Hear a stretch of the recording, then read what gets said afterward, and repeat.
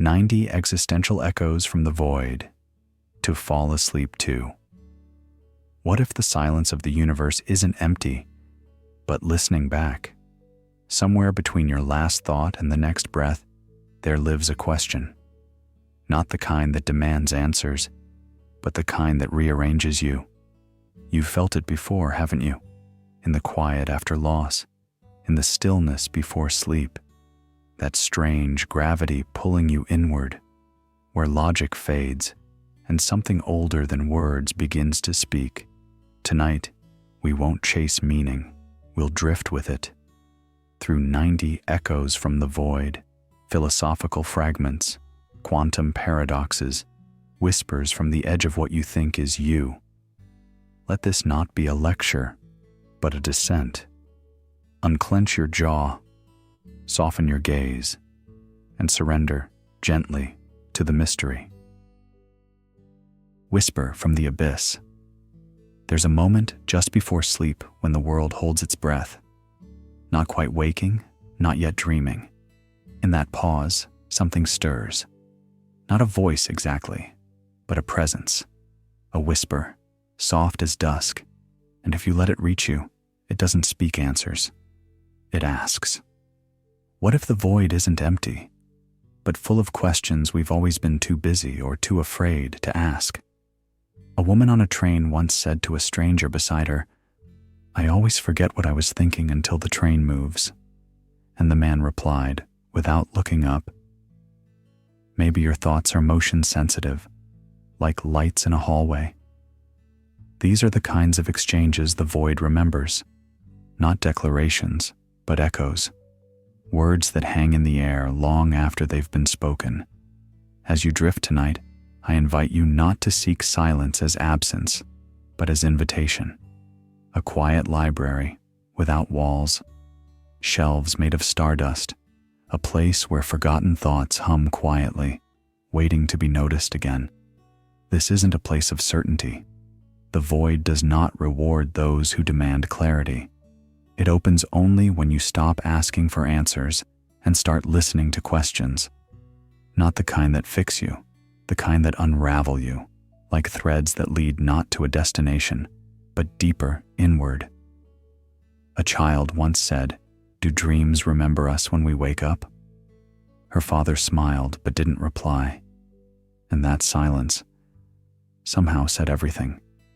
Each segment in this journey is a ripple in the dark, flickers passed down by philosophers trying to explain nothingness, physicists chasing the moment before time, poets wondering if language was ever enough. You won't walk out of this forest with a map, but maybe you'll remember how to feel your way through the trees. Sleep isn't a pause in thinking, it's a doorway, and what lies beyond isn't a desert, but a mirror. The void is paradoxical that way. The more you stop looking, the more it begins to reveal, not with noise, but with presence, with breath, with something that feels older than logic and softer than faith. You are not alone in this unknowing. The universe whispers, not to command, but to companion. And sometimes the greatest truth is felt, not found. So close your eyes, not to escape, but to return. Let the edges of your day dissolve like fog and feel the weight of certainty begin to float. And now, we begin. The first echo rises from a place we all secretly clutch, the illusion of control. But what happens when we loosen that grip? Let's listen deeper. The illusion of control. You reach to turn off the light. It feels like you made that decision. But beneath the surface, before you were aware of it, your body had already begun the movement. The hand lifted, the muscles twitched, the neurons fired. You told yourself a story afterward. I decided. But neuroscience whispers otherwise. Your conscious mind is the narrator, not the author. Control, as we imagine it, is a warm illusion. It makes the world feel less chaotic. Like guardrails on a cliffside road, It gives us the sense we're safe, so long as we grip the wheel. But what if the road curves on its own? What if the car is driving itself and we're simply along for the ride, eyes wide open, fingers resting gently on a wheel that isn't even connected? I like to think I'm in charge, she says with a soft laugh, brushing crumbs from the couch. He nods, holding his cup of tea. We all do. But every time I try to control everything, people, outcomes, even my own thoughts, it backfires. So you let go? Number one, I just stopped pretending I was holding on. Quantum mechanics tells us that at the smallest scale, the universe is unpredictable. Particles blink in and out of certainty. There is no definite path, only probability. And your brain, as it turns out, behaves in similar ways. Subconscious impulses rise before conscious reasoning. You're more like a surfer catching a wave than a commander giving orders. Each choice you make might be the crest of a deeper current you never saw coming. So then, what is freedom? If we are shaped by biology, culture, memory, and randomness, where does our agency live? Perhaps it's not about control, but about awareness, not about forcing outcomes, but learning to navigate them gracefully. A dancer doesn't control the music, but still expresses freedom in movement. Maybe your freedom isn't in the act, but in the attitude. Not in steering the ship, but in how you face the storm.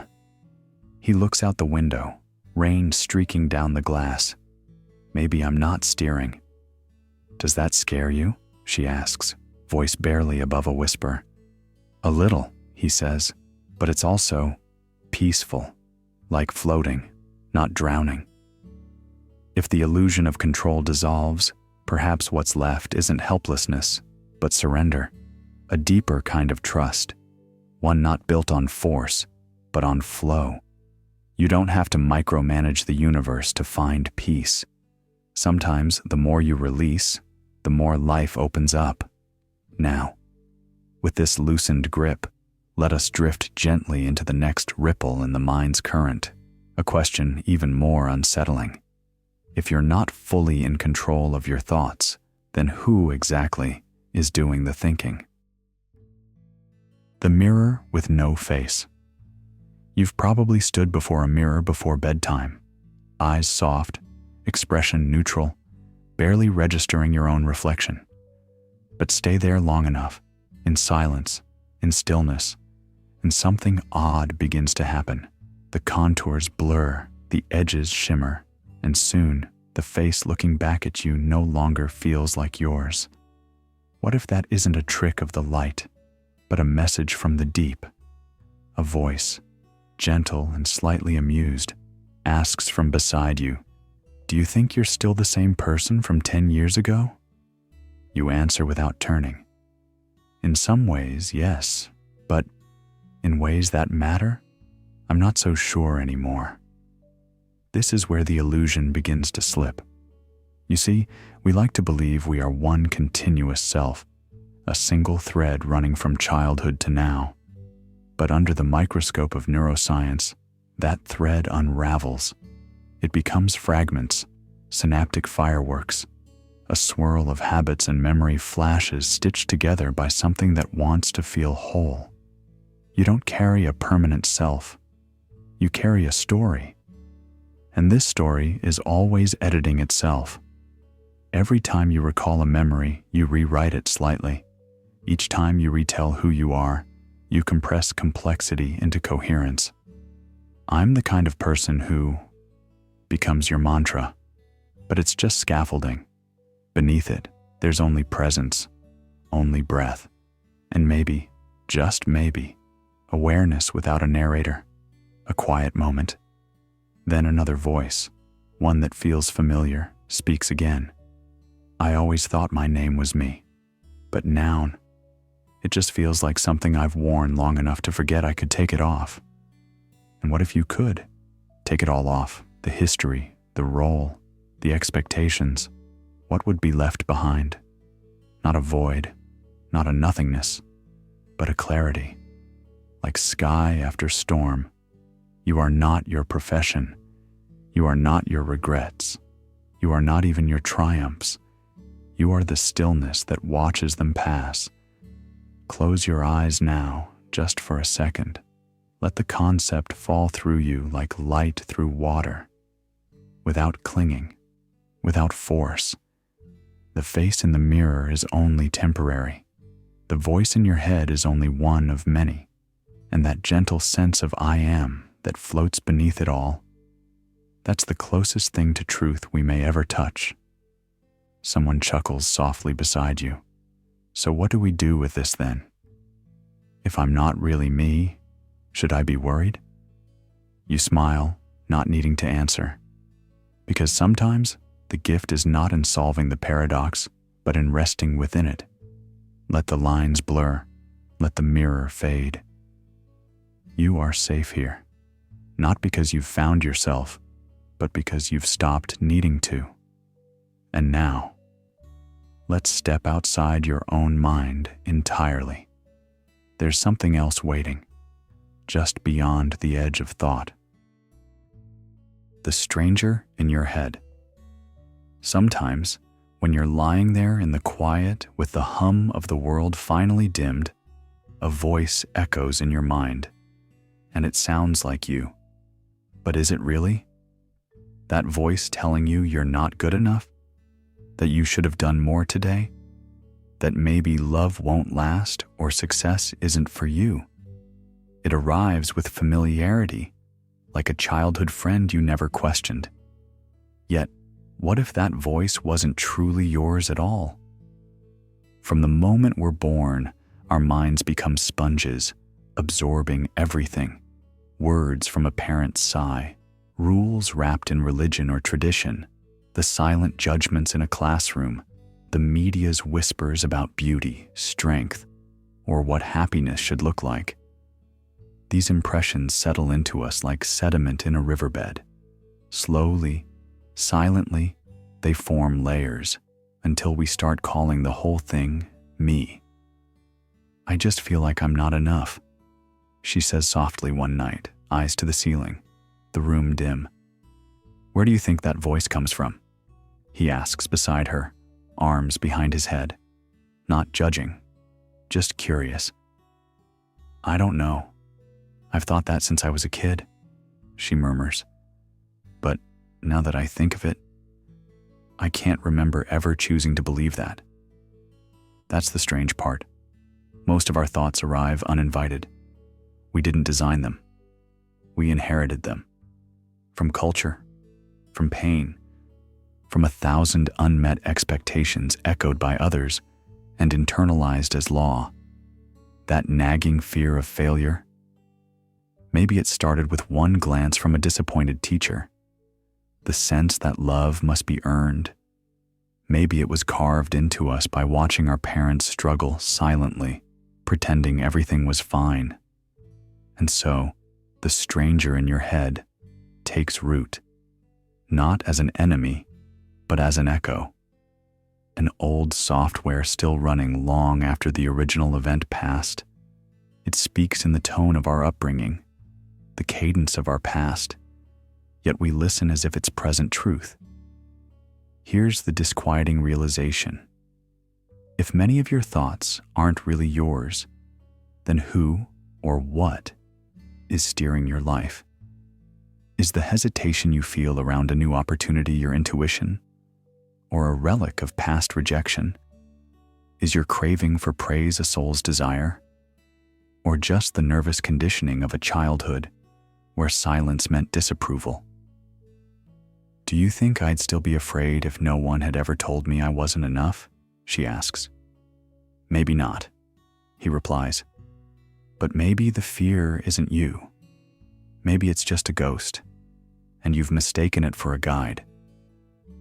The truth is, not that the stranger in your head wants to sabotage you. It's that it's confused, built from borrowed parts, raised in someone else's storm, and convinced it must speak for you. But the moment you pause, the moment you breathe and ask, whose voice is this really? that's when the illusion begins to fade. This isn't about silence, it's about discernment, about learning to gently separate the ancient echoes from the present whisper of awareness.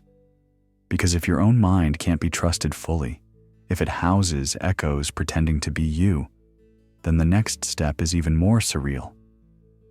What happens when you realize everyone else's mind works this way too? The stranger in your head isn't just in your head.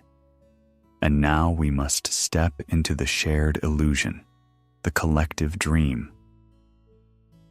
The myth of shared reality. She turned to him and said softly, "Did you see that?" The sky just went purple. He squinted. Purple? I saw blue fading to gray. They both smiled, neither correcting the other, because maybe both were right, or neither. We walk through life assuming agreement, on colors, on time, on feelings. You call this red, I nod along. We label moments together.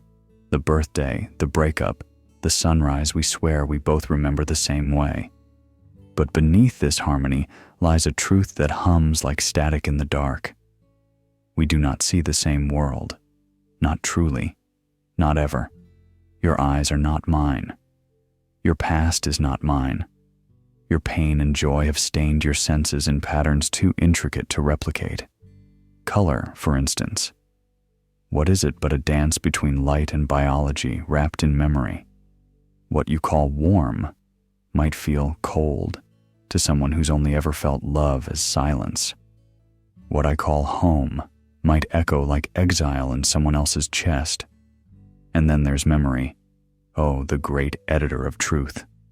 It changes depending on what you need to feel safe or proud or simply sane. One person's moment of joy might be another's trigger for shame. Even time, the very now we think we share, isn't truly synchronized. Each brain is running its own delay, filling in gaps, layering guesses on top of guesses. What you're experiencing isn't the present. It's your brain's best guess, and mine is guessing too, differently. So that's why, she whispered, curling closer beneath the blanket. We fight over such small things? Maybe, he replied, voice nearly fading. Maybe we're just trying to force puzzle pieces that were never cut to match. And the silence between them wasn't empty. It was honest. If reality is merely overlapping hallucinations, what does that make of loneliness? Is it real or just a glitch in this collective simulation when two internal worlds fail to line up? Maybe we're not as isolated as we think. Maybe we're just trying to harmonize symphonies written in different keys. Still, it can feel isolating, like reaching out in the dark, hoping the other hand you touch belongs to someone who sees your monsters not as exaggerations, but as real.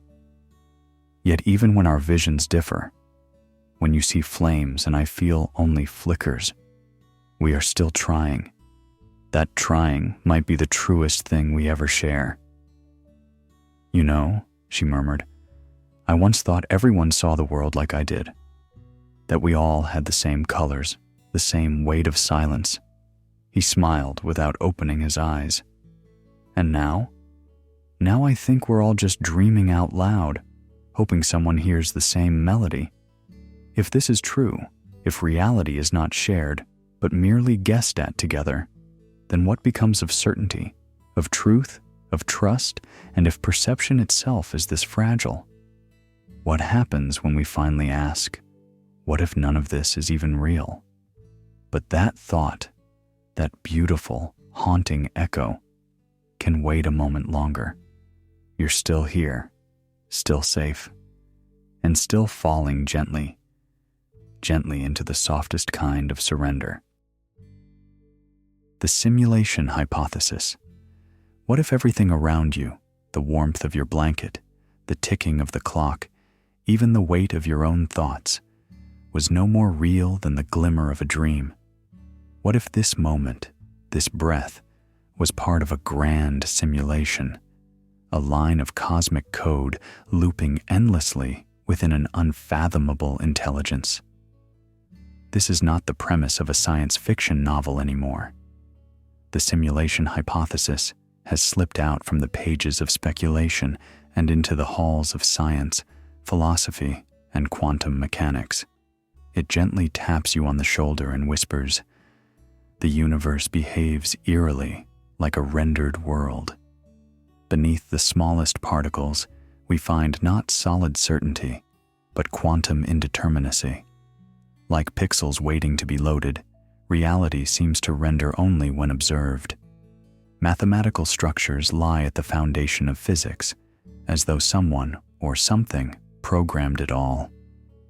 Late at night, lying in bed, the idea can feel oddly intimate. You might ask, so, am I even real? And if I'm not, then who is dreaming me? Is there a player holding the controller? Are my thoughts scripted, or am I improvising with every breath? Do you ever feel like you've lived this moment before? One voice asks softly. I don't know, another replies. Sometimes I wonder if I'm just following a path already written. But then I laugh at something unexpected, and it feels real again. Perhaps that's the tension. Even if we are digital echoes in someone else's game, we still feel that inner flicker, that quiet ache, that surge of joy when we love, lose, or long for more. None of it can be reduced to mere computation, can it? But still, the metaphor of the simulation lingers like a soft hum behind consciousness. It doesn't demand belief, it invites reflection. If you were just an avatar, would you act differently? Would you rebel against the code or lean deeper into the beauty of the illusion? The real question isn't whether we're in a simulation. The question is, what do you choose to do with the reality you experience, however it came to be? Even if this life is someone else's dream, you still get to color it. You still get to love, to grieve, to wonder, and to grow. And in that freedom, however limited or vast, something sacred glows. A player may control the game, but the avatar feels the wind. And maybe, just maybe, the soul lives in that tension. Let's drift deeper now, not into code, but into sensation. Beyond every digital question remains something no simulation can fully explain. You feel.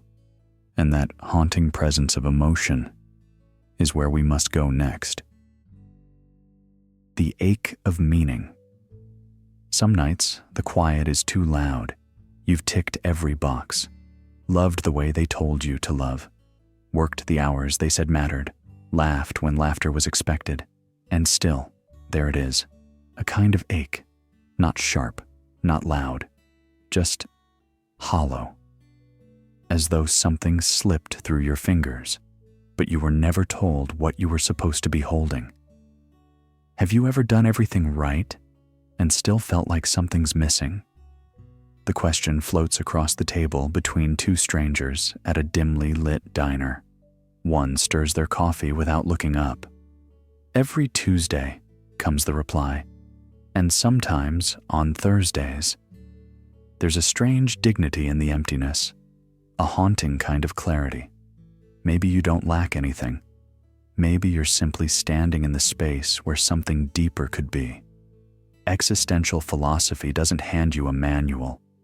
It hands you a mirror. No gods in the sky. No final chapters written in advance. You are both author and ink. And that, strangely, is terrifying. Meaning, they say, isn't something you stumble into. It's something you knead and carve and cry over. Something you whisper to yourself when no one else is listening. But here's the twist no one tells you. When the world offers no script, even happiness can feel like it doesn't belong. Like laughter in a theater where the movie has no plot. The smile feels real, but you're not sure if it's yours. So, does it mean anything? One of them asks later, leaning back against the wall of their shared uncertainty. I don't know, the other replies softly. but I still want to find out. Even if the answer is silence. Is beauty real if no one is watching? Is kindness still sacred when there's no reward? These questions ache not because they're impossible, but because they matter even when they might not.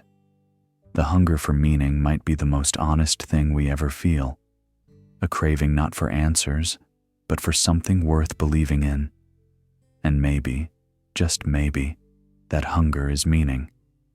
A silent proof that within your chest beats more than survival. It beats a soft rebellion against nothingness. You reach for a hand, not because it changes the universe, but because it changes you. You speak kindness into the void, not because the void needs it, but because you do. And that ache, it's not failure. It's the echo of something sacred trying to form. So if the world truly offers no grand meaning, then each time you love, or create, or notice the way sunlight spills across the floor, you are not lost. You are building a cathedral out of breath and skin and quiet choices. And now, the question curls at the edge of your thoughts. If meaning is made, could death be too? Could it be a chapter you write instead of one imposed? The night doesn't answer, but it holds you softly, just long enough for the next echo to begin. Death as an idea. You've heard the silence before, the kind that creeps into the room when someone mentions death. It's not just fear, it's something deeper. A pause, a mystery we instinctively step around, like a dark well in the middle of a familiar path. We treat death like a finish line, a final punctuation mark. But what if it's not a full stop? Just a breath between sentences. Do you ever think about where we go when we sleep? She whispered, her voice barely rising above the hum of the fan. He looked up from his cup. Sometimes I wonder if we've already died once before. And this is just the remembering. In Buddhist thought, death is not extinction. It's a turning of the wheel, a shift in form, like water evaporating from a teacup only to return as rain. The self changes shape, but something of awareness lingers. The observer softens, but observation remains. And this isn't just spiritual poetry. In the realm of quantum physics, something oddly familiar echoes this idea. Consciousness may not cease when the body does. In some interpretations, it's the observer that gives the universe its shape. So if the observer ends, does reality stop forming? Or does it just get passed on? Psychedelic visions have reported something similar, that death isn't annihilation, but unveiling. That instead of falling into nothing, you fall out of the illusion, and there, beneath the layers of identity, memory, flesh, and time, something still watches, unshaken. So maybe the question isn't, what happens when we die?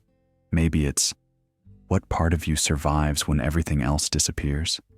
If life is the dream of form, then death may be the moment the dreamer stirs. You know, he said quietly, when my dog died, I swear I saw her in my dreams for weeks. Not like a ghost, just like she never left. She nodded. Sometimes I think love keeps the doors open, even after the bodies close them. If death is transformation and not termination, then fearing it may be like fearing sleep, a forgetting, not a vanishing. A door you've already walked through countless times before, barefoot, unknowing, with no need for maps. And if that's true, then endings aren't really endings. They're edits, transitions between acts in a story that never really needed a beginning or an end. Just a pause for reflection. Which leads us into the strangest illusion of all, the one that wraps around everything you do, think, and become. Time, and the loop it traps you in. Let's step into that next. Quietly, the loop of time. There's something oddly familiar about tonight, like the hush in the room knows you've been here before. A clock ticks in the distance, but it doesn't lead anywhere. It loops, not forward, not backward, just around, like an old carousel with no music, only memory. Two strangers sit beside each other in a waiting room. The younger one taps his foot and asks, "Why does this place feel like it's happened already?" The older man, not looking up, replies, "Because maybe it has. Or maybe it always does." Physics doesn't speak in lullabies, but it whispers truths that curl around the edges of sleep. Einstein said, time isn't fixed. It bends, like sunlight through glass or grief through a broken voice. And somewhere in those bends, Kurt Gödel imagined loops, closed circuits of time where cause follows effect, and then effect becomes cause again. But maybe you've known this without ever learning it. The way certain songs tug your breath like forgotten lovers. The way you turn your head at the same corner and always feel a pause in your chest. That strange pause. The moment when you feel this has already happened. Not exactly the same, but close enough to unsettle. That's not just déjà vu. That's an echo. Not all spirals spin out of control. Some tighten inward. They bring you back to places you thought you'd escaped, not to punish you, but to remind you of something you missed, something still waiting to be seen. Maybe you're not here to do something new, but to do it again, this time gently. Awake. A woman whispers as she pours her tea. It's strange. I keep falling in love with people I've just met. And the man with her nods, stirring his coffee slowly. That's how it works when time doesn't forget. You start to notice that your memories aren't arranged in a row. They're scattered like petals, all the same flower, opening and closing across lifetimes. Time isn't a road, it's a spiral staircase. You don't move away from things. You circle above them. You pass the same windows, again and again, each time with a different light, a different silence. And if time loops, what else does? Your fears, your longings, the stories you tell yourself in the dark. What if this isn't your first life?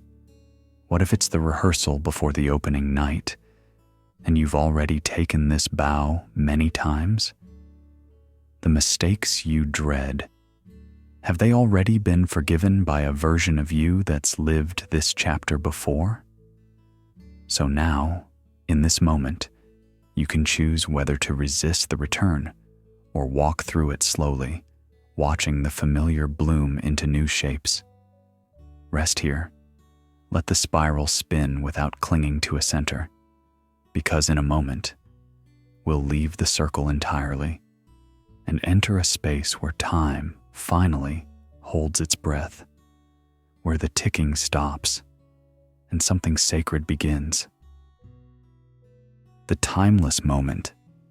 Have you ever just watched the wind, not interpreted it, not named it, not tried to remember how it feels on your skin, just watched it with no filter between you and the world? That sliver of awareness, so thin it almost disappears, is where time begins to loosen its grip. It's not a trance, not distraction. It's actually the opposite. You are fully here, fully now, without needing to say so. In Zen, they call it no mind. Not the absence of intelligence, but the absence of interference. It's the space before language, before labels, where the moment unfolds without being broken into past or future. A leaf stirs, and it is not beautiful, not fragile, not dying. It simply is. There is no separation between the one seeing and what is seen. It's not about being in control, but about vanishing into the act of being. I remember a conversation years ago, two strangers sitting on a park bench, neither expecting much. You ever just stare at the sky until it stares back? The first asked, half joking. The other paused, then said, "Sometimes. Feels like I disappear." And for a while, they said nothing more, because the wind was doing all the talking. That's the timeless moment. It's subtle and elusive, not something you can catch or bottle, but it's there, between your thoughts, underneath your worries. And strangely, it doesn't feel empty. In fact, it feels like everything. No stories, no future plans, no comparison. Just presence, breathing through you. If you could live there, even for a minute, would your life change? Would the weight you carry suddenly feel optional? The mind, after all, is a measuring machine. It segments, it counts, it plans.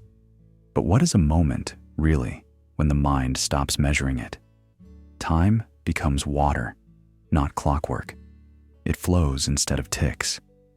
And here's the question that softens the whole world.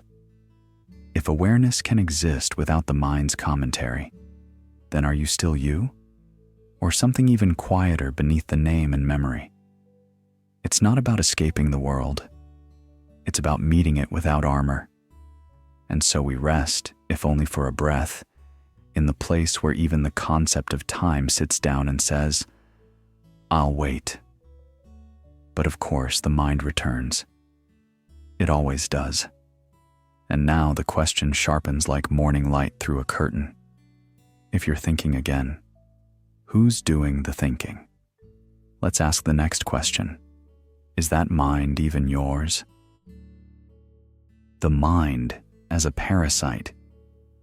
He said it like he was handing me a mirror.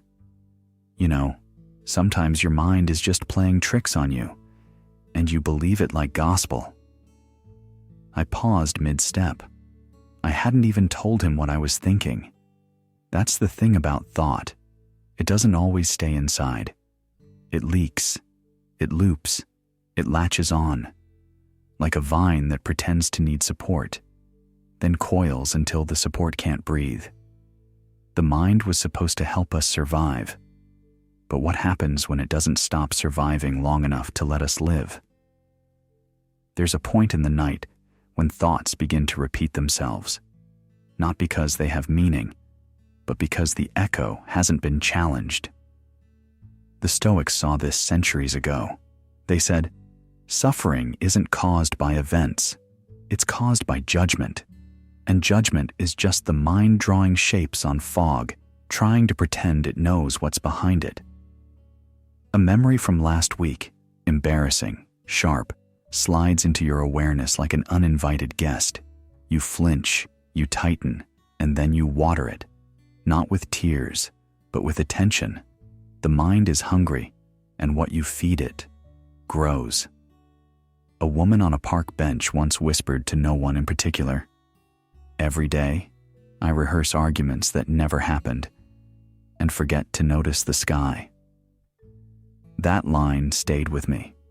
It wasn't poetic. It was painfully precise. You might have noticed this too. You're lying in bed, ready to rest, and suddenly the voice begins, "Did you do enough today? What if they misunderstood you? Are you falling behind in life?" And just like that, you're no longer in bed. You're in a mental courtroom, on trial for existing. But here's the secret. The mind doesn't want you to know. You're not on trial. You're not the thought. You're the space that noticed it. When we say the mind is a parasite, we don't mean it's evil. We mean it's overactive. It clings to stories like a child clings to bedtime myths, half hoping they're true, half praying they're not. And when left untamed, it fills your life with noise. But beneath that noise, beneath even your best ideas, there is a hush, a stillness not made of blankness, but of truth. You can touch it when the lights are low and the world forgets your name for a moment. Why do I get anxious when everything is finally quiet? He asked that while tracing patterns on a coffee cup. I smiled. Because maybe silence is the only time you meet the part of yourself that doesn't need fixing. And now, feel that. Not the silence around you, the one inside you. That quiet isn't emptiness, it's awareness that no longer needs a costume. So let the thoughts pass. Let them swirl like dust in a sunbeam. You don't have to catch them. You're allowed to watch. You're allowed to rest. And in that still garden, where you stop watering fear, the weeds shrink. You start to see the soil again. And you wonder, what could I plant if I no longer fed what hurt me? Let that question fade with you. Let it cradle your breath like a lullaby sung by the part of you that never needed to be loud to be heard. Now, as that whisper of peace begins to stretch across your mind, another thought stirs in the deep. Is anything truly real? Let's step into that mystery next. But don't worry. If sleep calls first, you can always come back later. Nothing real is in a hurry. The reality illusion. Touch the table in front of you. Let your fingertips press against it gently. It feels firm, grounded, something you can rely on. You could knock on it, place your weight on it, build your life around its edges. And yet, in the eyes of science, it barely exists at all. Atoms, the fundamental building blocks of everything we see and touch, are mostly empty. Imagine a tiny nucleus the size of a marble sitting in the middle of a stadium. The electrons orbiting it are at the outer walls. Everything in between? Space. Empty, silent, invisible space. The hardness of the table is not matter. It's a field of energy pushing back against you. What we feel as solidity is actually resistance, an illusion of contact created by electromagnetic forces. It's a strange thought, isn't it? That what you believe to be real, your coffee mug, your skin, the ground beneath your feet, is more illusion than substance. Not because it doesn't exist, but because it doesn't exist the way you think it does. Reality, on the quantum level, defies your expectations. Particles become waves. Time runs backward. Observation changes the outcome. Wait, someone might ask, curled up beside you, eyes half-lidded in thought. Are you saying everything is fake? Not fake, you'd whisper back, just misunderstood, like a dream you swear was real until you wake up.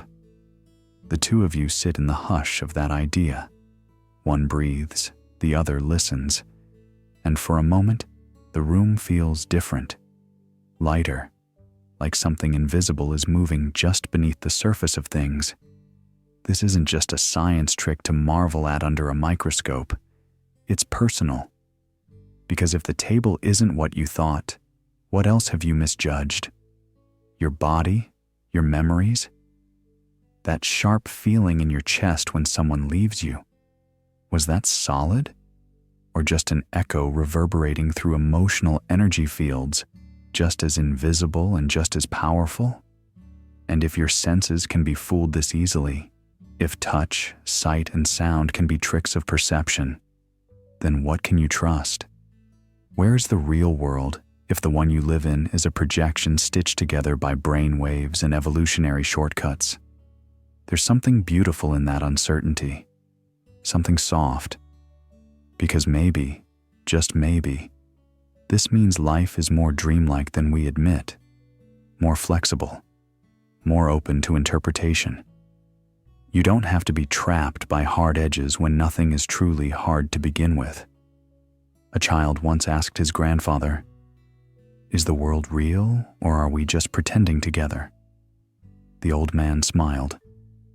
"We're pretending," he said, "but that doesn't mean it isn't real. What if you are a participant in a collective hallucination, a play written by sensation and belief? Would it change how you speak to strangers? Would it make heartbreak easier to forgive?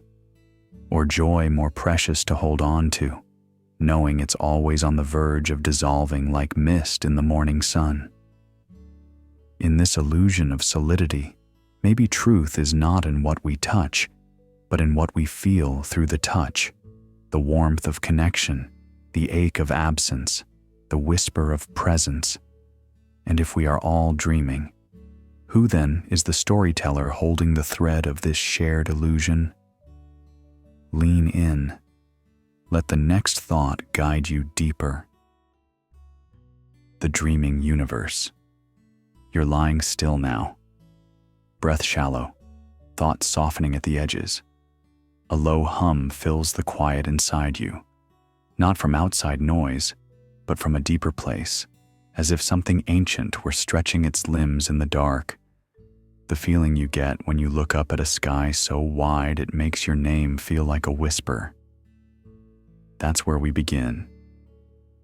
There's a theory, not just from poets, but physicists and philosophers too, that flips everything.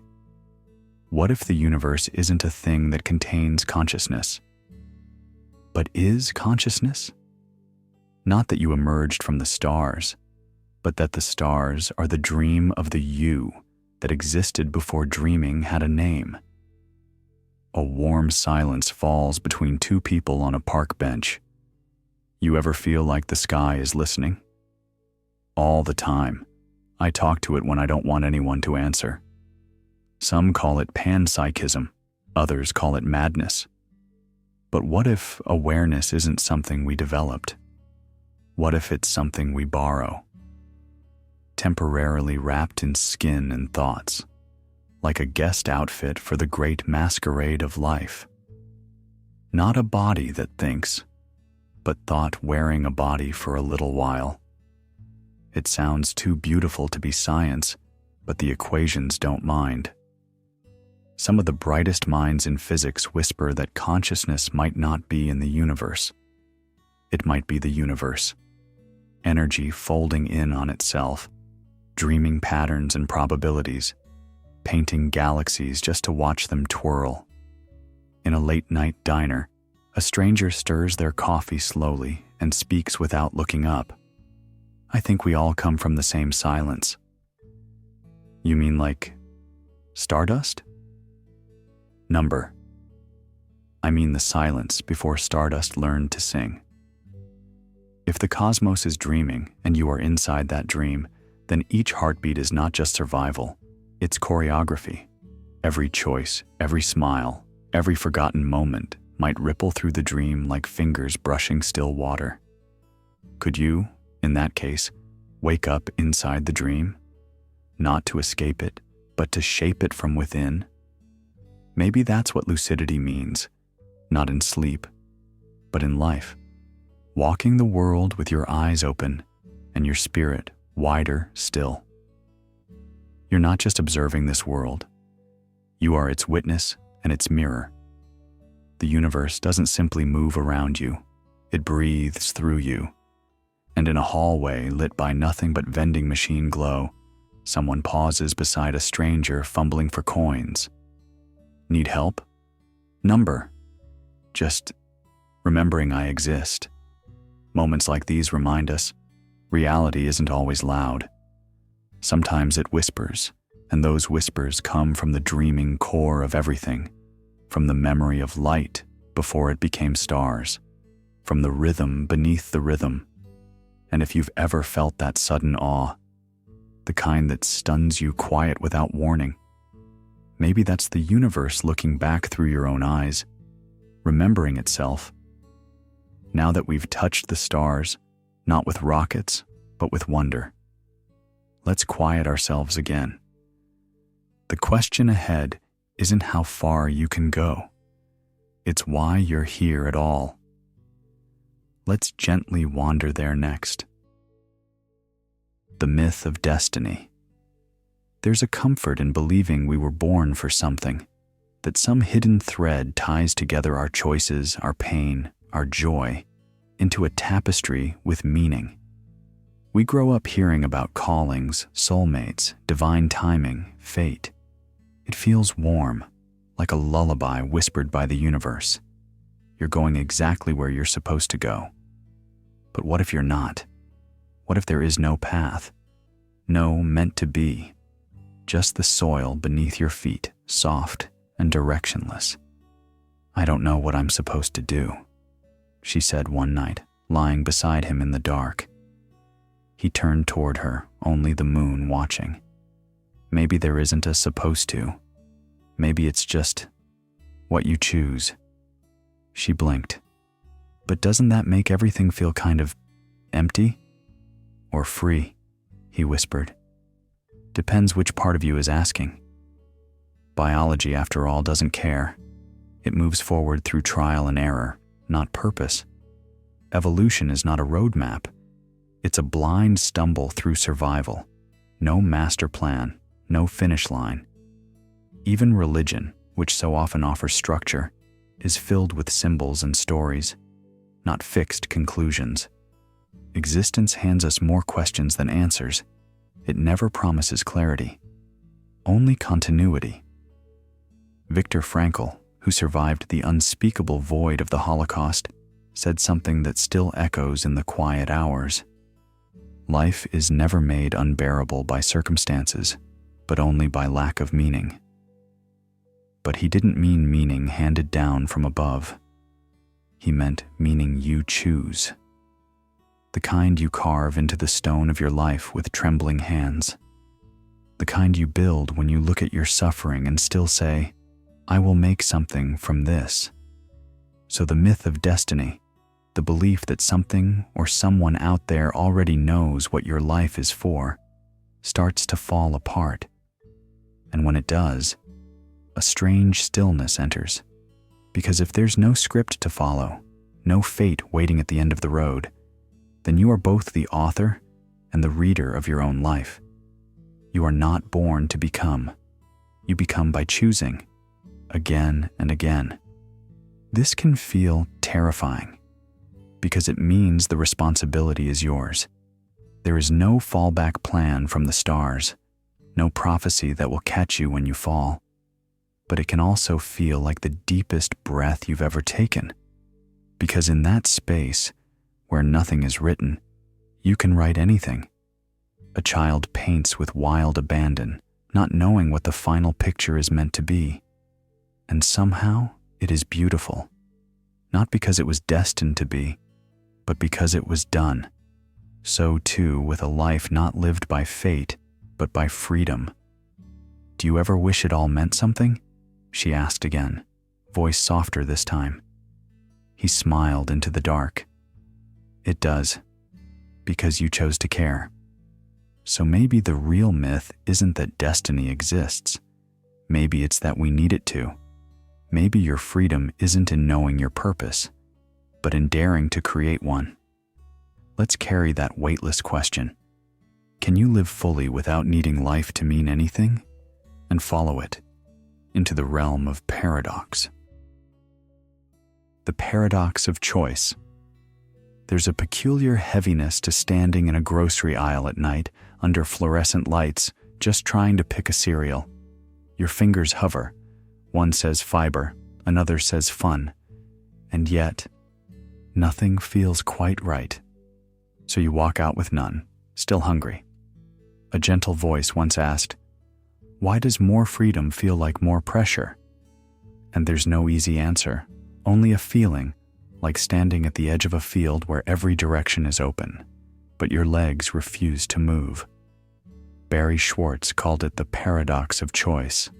When offered everything, we can't seem to take anything, because each yes carries 1,000 silent no's. Each door we open locks 10 others behind it, and in this quiet math of opportunity, we begin to grieve what we never even touched. Two friends sit beneath a street lamp, one cradling a cup of tea. She asked me where I want to live, and I just froze. Why? Because if I say Italy, it means no Japan, no Brazil, no staying here, like I'm burying all those lives I'll never live. They fall into silence. Not the awkward kind, but the type that feels like an exhale after too many thoughts. This is the ghost town feeling of modern freedom. The idea that the more roads we're offered, the harder it becomes to step onto one, and that our fear isn't of failure, it's of regret, of making the wrong choice and watching the right one sail past on a train we didn't catch. Somewhere along the way, we forgot that peace doesn't come from having every path. It comes from walking one with care. And yet, there's something oddly tender in knowing we'll never know, that there is no perfect choice, only a chosen one, like flipping a coin not to leave it to fate, but to listen to which side your heart quietly hopes for midair. One man stands at the counter of a bookstore, returning a self-help book with a shrug. "Too many tips," he says softly. "Sometimes I just want someone to say, 'You'll be okay, even if you don't get it all right.'" And maybe that's where the comfort begins, not in having it all figured out, but in letting the pressure go. What if peace isn't the perfect decision, but the permission to decide imperfectly? Because sometimes the most radical act in a world of endless tabs, toggles, and timelines is to say, "This is enough." The lights dim, the noise fades, and we're left with only one soft, lingering question. If the need to choose perfectly is the weight, what happens when we simply let it fall? Let's pause here. Let the stillness hold you for a moment longer. And now, breathe. We're about to ask something stranger. What if the you making all those choices never truly existed? The fiction of the self. Close your eyes and whisper the word, I. Notice how it feels solid, like a lighthouse beam cutting through fog. But wait, that light shifts, doesn't it? Sometimes it's bold, sometimes broken. Sometimes it's a child with wonder. Other times it's a tired adult aching with memories. And then you ask, if this light keeps moving, where's the lighthouse? Neuroscience, with its gentle scalpel, peels back the skull and finds no central you, just flickers. The self, they say, is not a singular flame, but a campfire made of sparks, flickering stories, flashing sensations, clinging memories.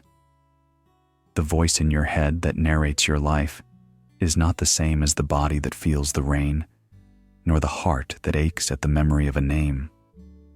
There is no one I, only a temporary agreement between your neurons. It's strange, isn't it? One moment you feel brave, invincible. The next you're unsure why you're crying in the kitchen. A smell, a sound, a face you barely recognize can pull you back into being someone you thought you had outgrown. Where did that version of you go? And who is this you watching all these selves walk by like ghosts in a hallway? Do you ever feel like you're just playing a character? I do, she says, staring at the ceiling. Sometimes I wonder if I'm just the role people need me to be, not someone real. Yeah, he replies. And when you're alone, there's no script, just silence. We tell ourselves that we are coherent, that we have always been this way. But the truth is, we curate our lives like a highlight reel. The self is a beautiful fiction, one that remembers selectively, rewrites pain, and edits out the awkward scenes. It's comforting to think of ourselves as consistent beings. But how many times have you changed your beliefs, your style, your reactions? The you of 10 years ago might not even agree with who you are now. And yet, the body still hurts, the heart still loves. Even if the I is a phantom, pain still pierces as if someone is home. So then, who is it that feels sorrow when a friendship ends? Who falls in love under soft streetlights? Is it the storyteller in your head, the biochemical witness, or something deeper that science hasn't yet named? Maybe the self is a performance. But does that make it meaningless or more beautiful? After all, aren't the most powerful stories the ones that feel true, even when we know they're fiction? Perhaps the brain builds this illusion of I, not to deceive, but to survive. A center gives us stability. A name gives us shape. A story gives us the courage to carry on. Without it, we might crumble into dust, lost among the trillions of sensations passing through this strange human machine. So tonight, as you drift into sleep, feel no pressure to define yourself. Let the roles dissolve. Let the stories blur. Be the shifting light, not the lighthouse. Because maybe the deepest truth is this: the self was never meant to be a statue, but a song. And now, let's follow the fading melody into the hollow heart of memory. The lies of memory. It begins with a flicker, a flash of a moment that feels so real you could reach back and hold it like an object on a shelf. But when you do, when your mind retrieves it, it doesn't come back whole. It comes back rebuilt. That's the strange trick memory plays. Science tells us that remembering isn't like playing a tape. It's more like painting from memory. Each time we recall a moment, we don't replay it. We recreate it. Tiny strokes of imagination fill in the blanks. The colors shift. The outlines blur. And somehow, we believe it more deeply each time we touch it. Do you remember the night we sat on the rooftop? I thought you said it was raining. No, it was warm. There were fireworks. I don't think there were. A silence lingers between them. Neither wrong, neither right. Just two versions of the same shadow. And that's the unsettling beauty of it. Our past isn't preserved in glass. It's rewritten in clay, soft in the hands of the present. That birthday you swore you hated might have had laughter you no longer remember. That argument you carry like a stone. Perhaps the words weren't said the way you replay them. Perhaps. Not at all. This matters more than we think. Because our sense of self, this fragile story of who we are, is built on these edits. The you that you think you are is a mosaic of guesses, a scrapbook of assumptions. Does that mean you're fake? Number it means you're fluid, living, a being of revision, not rigidity. But then a more tender question emerges. If I misremember the pain, does the healing still count? If I forgave someone based on a memory that's flawed, was that forgiveness false or deeper still? And then a quieter thought whispers in. If a wound was never as sharp as I thought, does that change who I've become? Or did the story I told myself help me survive? There's a kind of mercy in that uncertainty.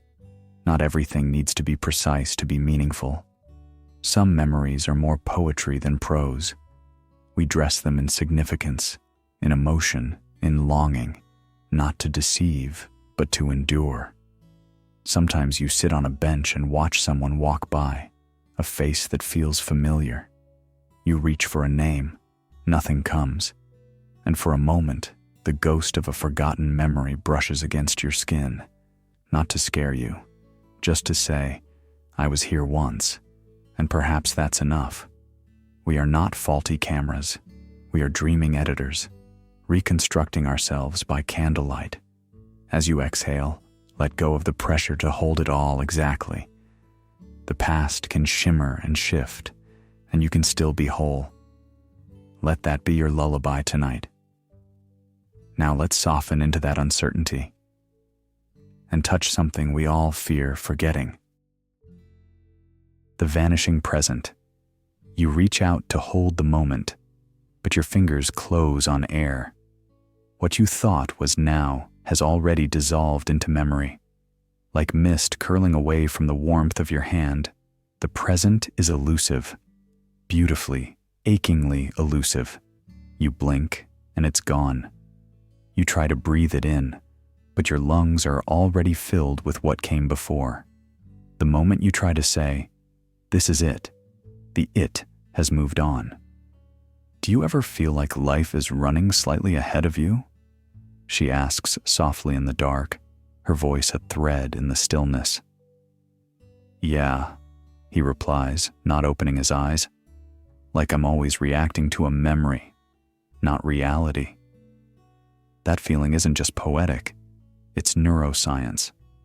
Our brains, like reluctant narrators, lag behind the action.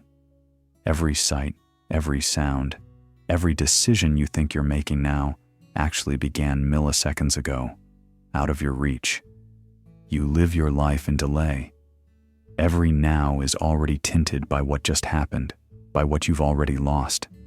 And yet, this delay is invisible. You still make coffee. You still kiss your children goodnight. You still laugh, cry, panic, love. But all of it, every last flicker, is experienced through a slight temporal fog.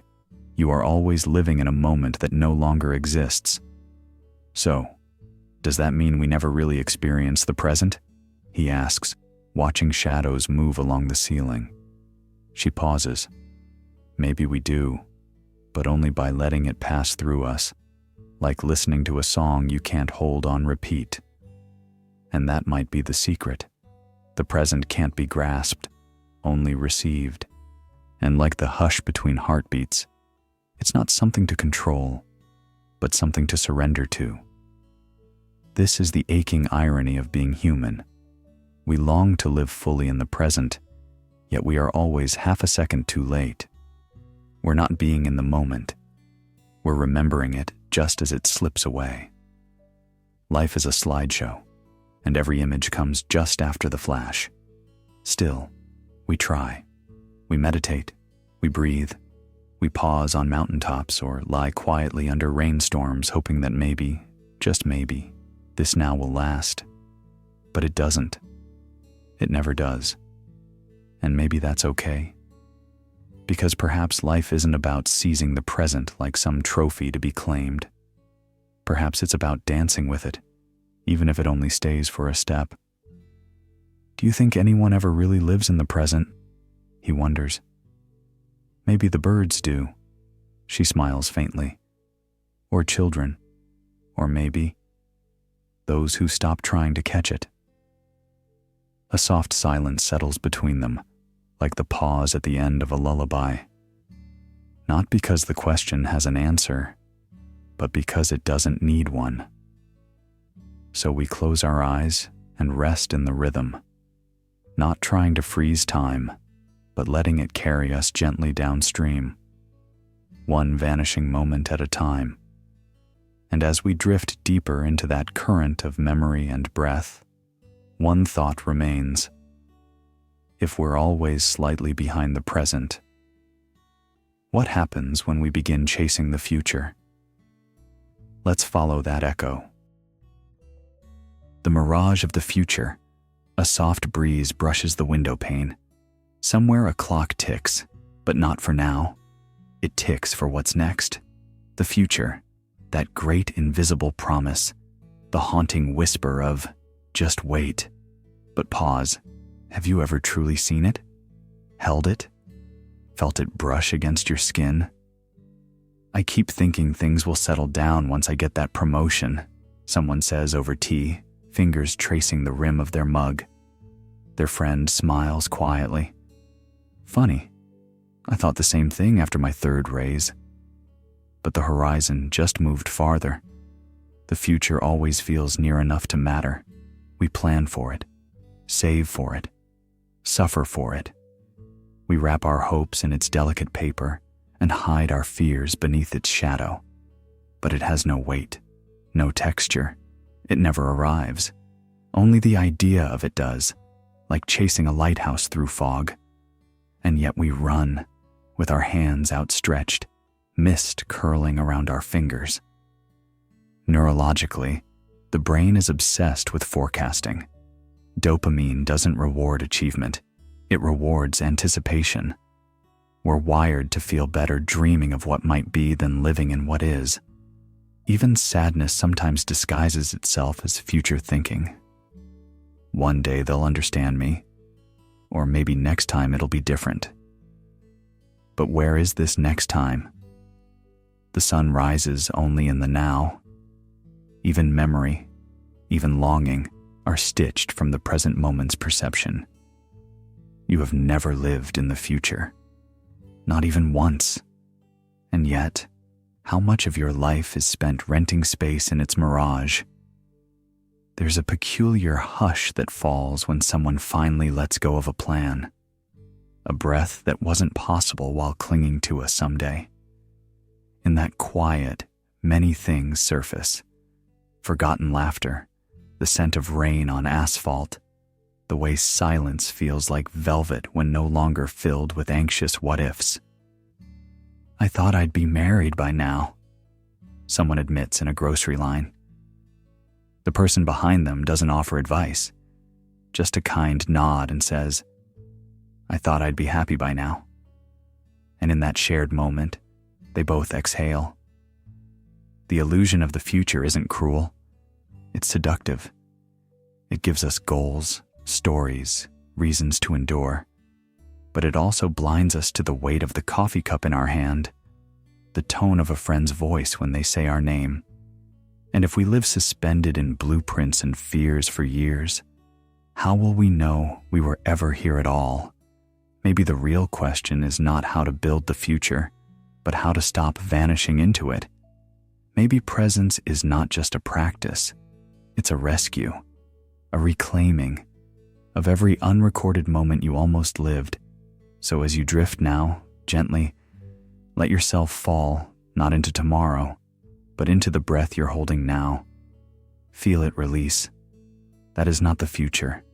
That is you. And as we loosen our grip on the next thing, let's reach for something far more mysterious. The thread that ties us not to time, but to each other. The illusion of separation. You feel your fingertips press gently into the sheets. The air brushes against your skin. The world is out there, and you are in here. Or so it seems. But pause with me.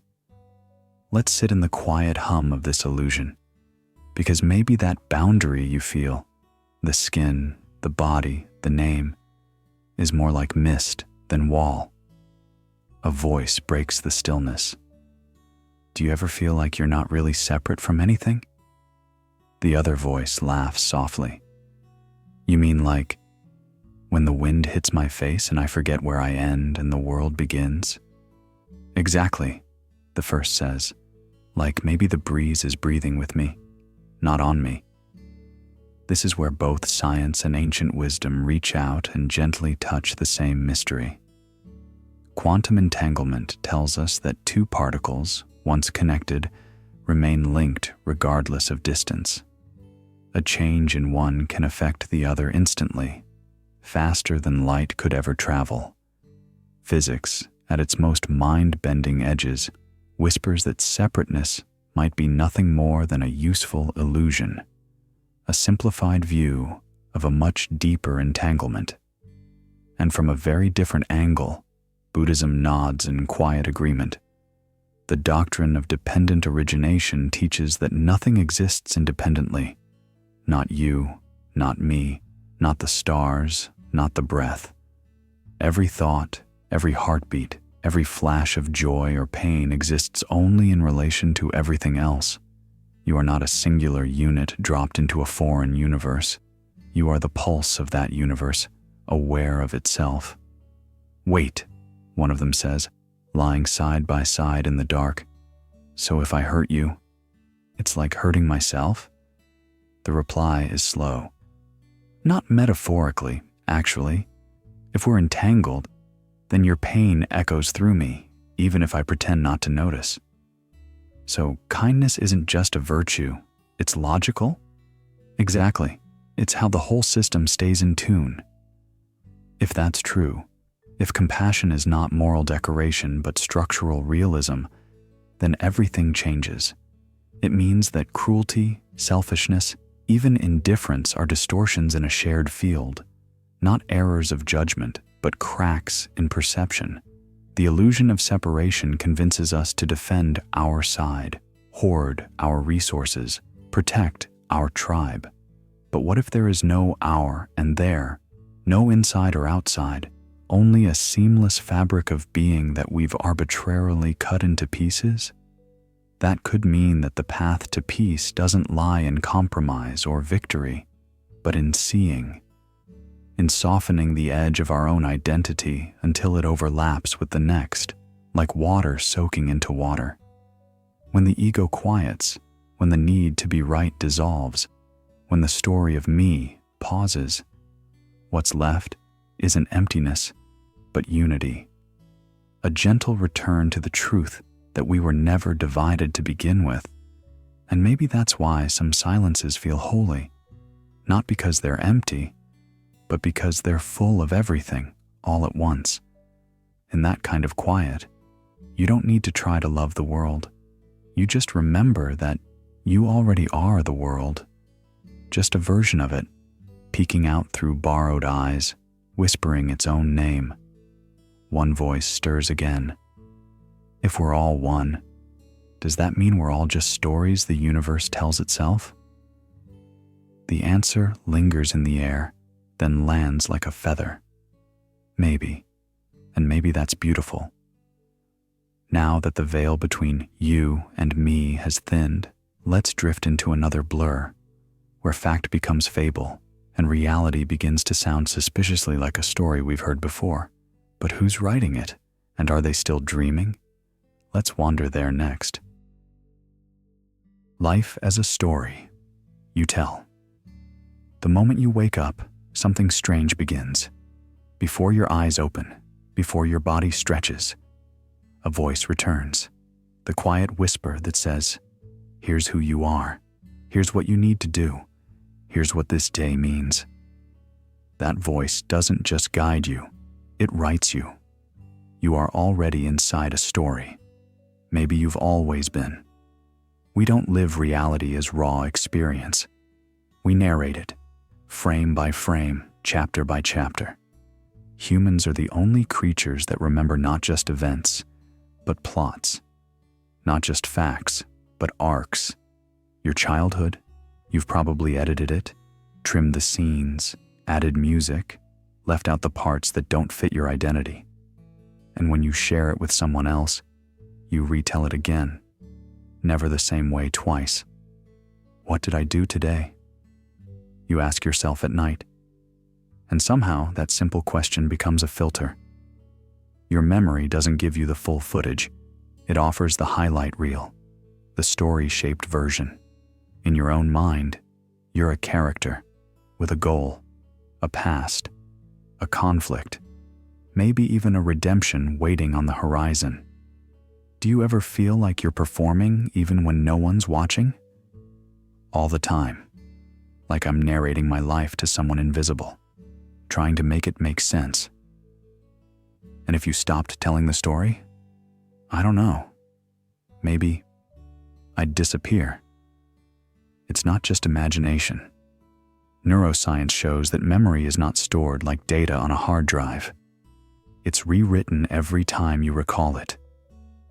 Recolored by current moods, reshaped by present identity. What you believe about your past is just the current draft of a very old story.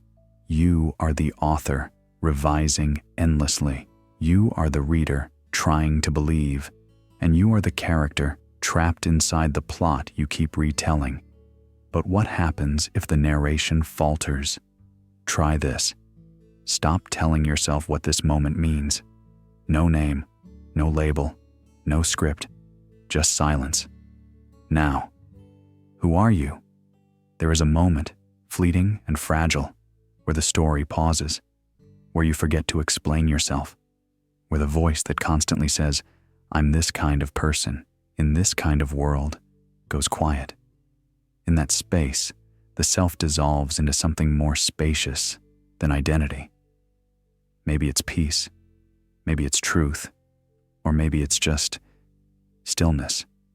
Some say that's the only real freedom. But silence is terrifying to a storyteller. Because without the story, Who will understand you? Who will care? Who will you be? Yet deep down, there's something liberating about not having to play the hero, not having to justify every mistake with a lesson, not needing every sadness to have a purpose, just being here, without narration. What if we're not supposed to figure out the story? What if we're just supposed to live it? But what if it has no meaning? Then maybe that's when we finally hear the silence behind the words. And so we drift between the stories we tell and the silence we avoid. But the moment you notice the quiet between the sentences, something inside relaxes. You're no longer rushing to the next plot point. You're no longer rewriting the past. You're simply floating in the space where no character needs to perform, where no explanation is needed. And from that silence emerges a deeper question, not about how to tell your story, but whether meaning itself was ever part of the plot, or just a light we shine into the dark to make sense of the unknown. Let's go there next, into the place where even the story ends and something far more mysterious begins. The fear behind all stories, meaninglessness. The void beneath meaning. There's a strange kind of hush that arrives when everything you thought had meaning doesn't, not in a bleak way. More like how fog erases a street until you're walking not to get somewhere, but just to feel your feet on the pavement. A man once said to me in a laundromat, "I folded the same shirt 3 times because I didn't want to go home yet." He smiled like it was the most ordinary confession in the world. And somehow, it was. There's a quiet truth to that. Sometimes we don't need a grand reason to keep going. Just a rhythm, a motion, a breath. Philosophers like Camus, Sartre, and others stood at the edge of this invisible chasm and whispered the same unsettling truth. The universe doesn't owe you a reason. It doesn't clap when you get the job. It doesn't scold when you fail. It just is, silent, unmoved. That used to terrify me. Then, one day, while watching a dust mote swirl in a shaft of sunlight, it didn't. The dust had no reason to dance. It just caught the light. We often treat meaning like a treasure map. Follow the dotted line, decode the symbols, and someday, you'll arrive. But what if there is no map? What if meaning isn't hidden, but handmade, built from the way you hold a gaze, offer a kind word, or hum a song while washing dishes? She looked over her teacup and asked gently, "Do you ever feel like you're waiting for a purpose to tap you on the shoulder?" I paused, unsure how to answer. Then I said, "Sometimes. But lately, I think I've started tapping first. You see, meaning doesn't always roar in like a storm. Sometimes it trickles in through the smell of cinnamon or the sound of a door creaking open. Meaning can live in things simply because you decide it does. A child lines up sticks in the dirt and calls it a kingdom. A woman leaves a note in a library book just to say, "I hope you're okay." These acts don't solve the void. They don't need to. They color it. If the world has no built-in meaning, then perhaps it's not a prison, but a canvas. One so vast and blank that it invites you to draw the first line, even a messy one. Is that terrifying? Maybe. But also, what power to wake up and not need permission to matter. Maybe meaning doesn't arrive like a reward. Maybe it lingers like the scent of rain on dry earth. Not because it was promised, but because something inside you decided it belonged there. The night is quiet now. Only the soft hum of your own breath remains. You don't need to resolve anything tonight. You don't even need to agree. Just feel the echo of this idea resting next to you. And if meaning is something we create, then what happens when creation itself is observed? Let's step now into the next hush, where the artist meets the mirror. The observer's dilemma. You stare at the night sky. Somewhere between the stars, a question stirs, not in the sky, but in you. What if the very act of looking changes what is being seen? In the quiet cathedral of physics, the double-slit experiment whispers a strange gospel. When unobserved, particles act like waves, spread out possibilities. But the moment you look, they collapse into something definite, like a choice has been made not by nature, but by awareness. As if the universe waits for your eyes before it decides what to become. The observer effect doesn't just suggest that we influence reality, it dares to say that reality may be incomplete without us.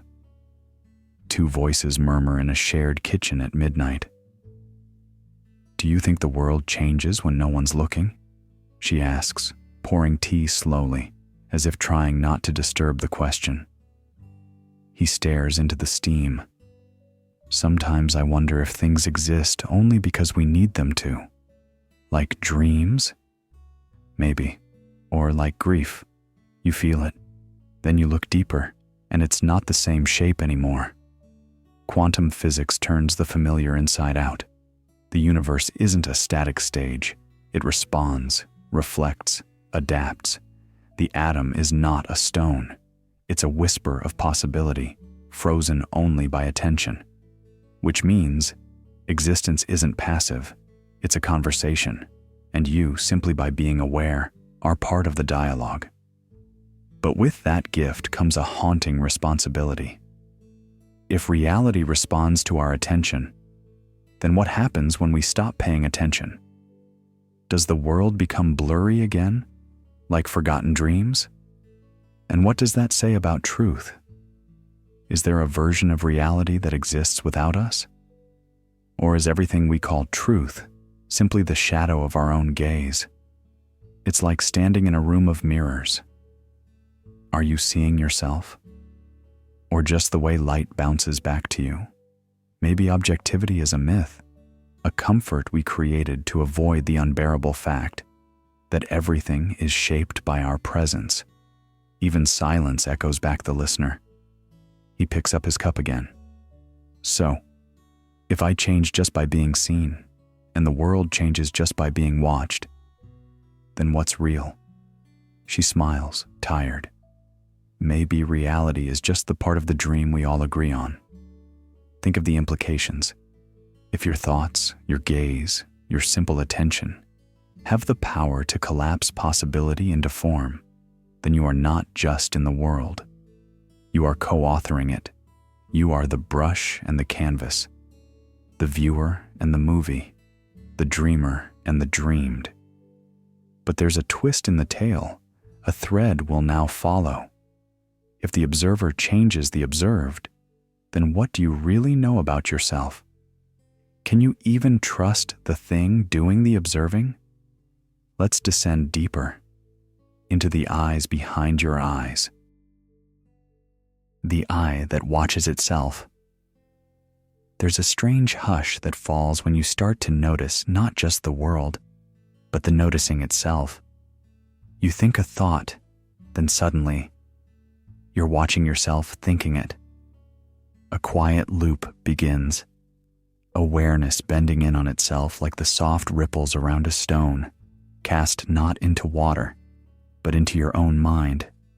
It's subtle, slippery, like catching your own reflection in a train window and realizing it's watching you back.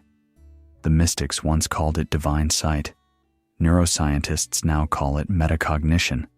But whether spiritual or scientific, the feeling is the same. A soft vertigo of being both the thinker and the witness. And then something stirs, almost imperceptibly. A question. Who's noticing this noticing? Two people sit in a cafe, steam swirling from their mugs.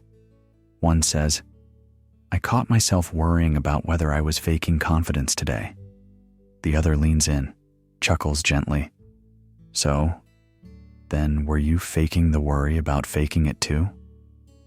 They both laugh, but something lingers. A strange warmth in the absurdity. Like pulling back curtain after curtain, only to find another hand pulling from the other side. Because the more you observe, the more layers you find. The first thought, the judgment of the thought, then the awareness of judging the judgment. It's a hall of mirrors, and somewhere in the middle, you begin to wonder if there's anything solid at all. A child once stared at his shadow for so long, he whispered, "Is that me, or just a rumor of me?" And perhaps he was closer to truth than we think, because maybe the you feel isn't a core, but a choreography. A soft dance of neurons, reflections, moods, and memories, all watching each other endlessly. When you meditate, you're told to watch your thoughts. But what happens when the watcher itself becomes the watched? Does it disappear, or does it multiply? The silence in your head isn't always silence. It's sometimes the quiet hum of one version of you observing another. The adult watching the child inside, the confident voice soothing the scared one, the present moment, brushing up against the past you're still carrying. And just like that, the mind becomes a theater, not with one spotlight, but a dozen, all flickering on characters you didn't know you were playing. Someone once whispered mid-conversation, "Do you ever feel like you're being watched, but only by yourself?" It wasn't paranoia. It was a glimpse of something deeper. The idea that identity is not a fixed shape, but a mirror facing another mirror. And every time you turn inward, the room grows longer, reflections trailing into infinity. But here's the softest part of all. Maybe you don't need to find the final you. Maybe you just sit with the echoes. Let them fade like waves. Let yourself drift. The layers of observation don't need to collapse into one. They can be what they are, floating, shifting, gentle. A mind watching itself, not to control or correct, but simply to listen. Let that thought dissolve. Let it fade into the hush beneath your eyes, because what happens next takes us beyond the mirror. What happens when the reflection finally breaks, not with a crash, but like mist melting under moonlight. And now we follow the quiet through that fracture. The cracked identity. There are moments, often unexpected, when your sense of me begins to flicker, like a candle caught in a breeze. It could be the aftershock of grief, the trembling awe of seeing something sublime, or the slow quiet unraveling after heartbreak. Suddenly, you're not sure who's watching through your eyes anymore. You feel present, yet misplaced, like stepping into a room you once knew intimately, but now barely recognize. This is not madness. It is dissociation, say the psychologists. Deconstruction, whisper the philosophers. But before either had words, ancient mystics and poets already knew. The self is a story we rehearse until we forget we're telling it. Have you ever felt like you're outside yourself? Yeah, she says softly. Like I'm watching someone else move my body. Like I'm there, but behind glass. He nods. I get that when I'm overwhelmed. Or sometimes when I fall in love. Love? She asks. Yeah, it's like I stop being me. I just dissolve into something bigger. And maybe that's the secret no one tells you. That identity, which you cling to so tightly, your name, your habits, your voice, is not a fortress. It's more like a collage. Scraps of memory, echoes of what others said about you, dreams half-formed in childhood. We treat it like it's permanent, but really, it's duct tape and whispers. It's a ship patched mid-voyage, pretending to be whole. When pain strikes, those seams begin to show. The friend who loses a parent and starts questioning everything. The soldier who returns home and can't recognize the man in the mirror. The artist who paints through the night because creating something is the only way to feel real again. These aren't breakdowns, they are breakthroughs, brief moments when the illusion of solidity shatters and we glimpse the truth. We are not fixed things. We are soft, folding, flickering, like light through stained glass. And yet from this shattering comes something sacred. Healing, perhaps, is not about returning to the person you once were. Maybe it's about learning to be with the version of yourself that's emerging, even if it's trembling, even if it's unfinished. You begin to hold your identity not like a brick, but like breath, gentle, adaptable, enough. Do you think we're ever truly ourselves? I think we're always changing. Maybe the trick is to stop trying to be something solid, like letting go of the idea of being whole. Exactly. Maybe being real just means being here, however you are. You don't need to glue the cracks shut. You only need to notice the light coming through them. As your mind drifts now, let it rest in this truth. The self was never supposed to be a prison. It was always a lantern, fragile, yes, but still capable of shining. And as we set it gently down beside us, the flicker softens, the wind outside slows, and we prepare to step deeper. From the flicker of self, we now shift towards something larger, the fabric of reality itself. The fabric that isn't there. The air in your room doesn't move, yet something stirs. Close your eyes. Feel the stillness, not as absence, but as a presence too subtle to shout. Beneath the quiet, something breathes, not a wind, not a thought, a kind of vibration that doesn't shake anything, yet touches everything. Modern physics calls it many names: string theory, dark matter, quantum foam. But all of it whispers the same haunting message. Space is not empty. It's humming. It's funny, someone once said in a train station, how silence can feel louder than noise sometimes. The stranger was just waiting for a delayed train. Yet in those 8 words, she rewrote the rules of presence.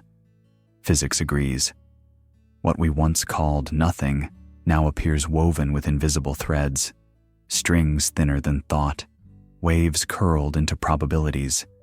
Even the vacuum, once thought to be the most lifeless expanse, teems with energy too restless to sit still. And so, we are not suspended in nothing. We are floating in something we don't yet know how to feel. But if it's there, another voice asks, maybe yours, why can't I touch it?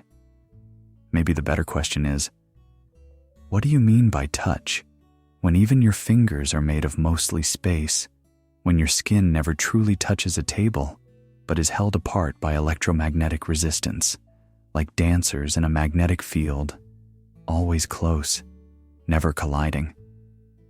And maybe that's what life is, the almost touch, the ache of closeness, the gravity of things that don't quite land. So what does this say about the emptiness you fear? Perhaps that the ache in your chest is not a lack.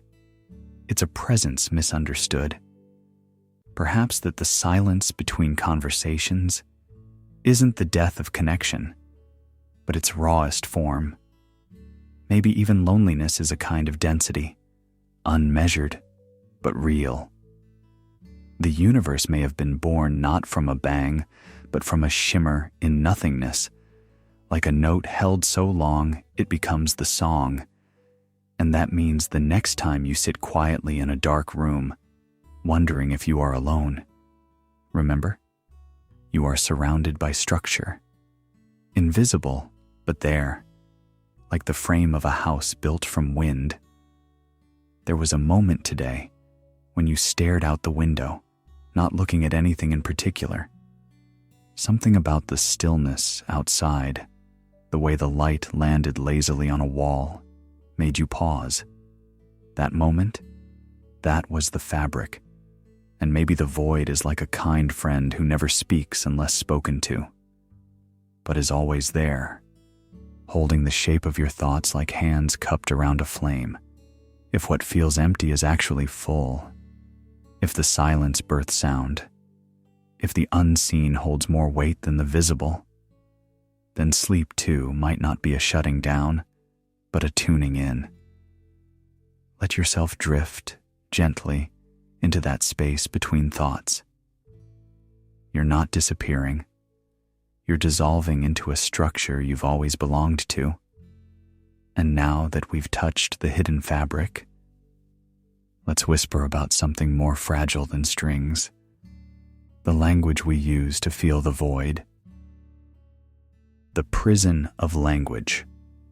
Close your eyes for a moment. Now, try to think a thought without using words. Difficult, isn't it? That's because most of what we call thinking is really just talking to ourselves, quietly, inwardly. Language has wrapped itself around the mind so tightly, we hardly notice it anymore. It's the lens we look through, not just to communicate, but to perceive, remember, even feel. But like any lens, it both reveals and hides. It sharpens certain details while blurring others into invisibility. Language is a tool, we say, but it's more than that. It's the architect of our inner worlds. And every architect makes choices: what to build, what to leave out. The words we grow up with define the borders of our understanding. They tell us what is real, what is possible, even what is acceptable. But what if your language never taught you the concept of time? What if there was no word for enemy, or no clear boundary between me and tree? In some indigenous cultures, the concept of I doesn't exist as it does in English. Instead, people speak in ways that highlight their role in a larger system: family, land, sky. A person is not separate. They are an echo of the forest, a ripple in the lake. Language doesn't just describe reality, it constructs it. Wittgenstein once wrote, "The limits of my language are the limits of my world." And that quote has echoed for decades because it unveils something quietly terrifying. If we don't have words for a truth, we might never see it. There could be entire oceans of understanding outside our vocabulary, entire galaxies of insight left unspoken, simply because we've never been taught the words to access them. In a dim-lit kitchen, a conversation unfolds between two old friends over tea. Do you ever feel something like a sadness, but not quite? Like nostalgia, but for something that never happened? Yes, the other replies, stirring slowly. It's like a wordless ache. I've always felt it, but I've never known what to call it. That ache, that sensation, is real. And yet, if it has no name, it drifts in silence, half-formed. Language helps us hold things, but it also creates prisons. We tend to believe that what we can name is all that's real. But emotions, intuitions, even spiritual insights often arrive wordlessly, like whispers carried by the wind. Think of moments when you were overwhelmed, not by thought, but by something older than thought.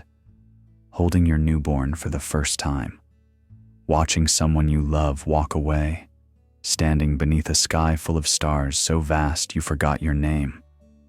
In those moments, words vanish, and what's left is raw, unshaped truth. Could it be that language, for all its brilliance, is too small for the vastness of our inner world? A language without a word for fear might not eliminate fear, but it might transform how it's lived. A language without gendered pronouns might dissolve entire structures of division. The vocabulary we inherit isn't neutral. It's a cultural inheritance, with all the beauty and bias that implies. And just as a fish might not know it's in water, we often don't see the walls language builds around us. So what happens when we reach the edge? When we find a feeling we can't express, a vision we can't describe? Do we turn back, or do we sit quietly in that wordless space and listen? As the tea cools and silence falls between the two friends, one finally says, "Maybe we're not supposed to name everything. Maybe some truths are meant to be felt, not spoken." And with that, we prepare to step even further from language, into a realm where words cannot guide us, into the emotion that predates every sentence, the one that lives in the breath, in the body, in the shadow behind the mind. Let's walk now into that unspoken feeling. Let's talk about fear. The shape of fear. Sometimes fear doesn't knock. It slips in through a crack in the window, curled in the wind. It doesn't scream. It hums. It settles behind your ribs and waits, unseen, unshaped, but undeniably there. Not a monster under the bed, more like the silence just before your name is called in an unfamiliar room. Did you hear that? No, what? Nothing. That's what worries me. We often treat fear like a siren, loud, urgent, demanding to be outrun. But most fear doesn't arrive like that. Most fear is gentle, the kind that shows up as hesitation, a pause before answering, a second glance before stepping forward. Fear is the feeling that something might matter too much to lose. And sometimes, it isn't even fear of pain or danger or failure. Sometimes, it's the fear of awakening, the kind that whispers, "What if everything you've built is based on the wrong question?" A man once said to a stranger at a train station, "Is it odd to be more afraid of success than failure?" And the stranger smiled, "Only if you think one will leave you lonelier than the other." We rarely name those fears, the ones with no teeth, the ones that live in potential, in the spaces between yes and no, in the quiet after "I love you" before the reply, in the moment before pressing send. Fear doesn't need a face to have power. It needs only possibility. And in that possibility, it protects something.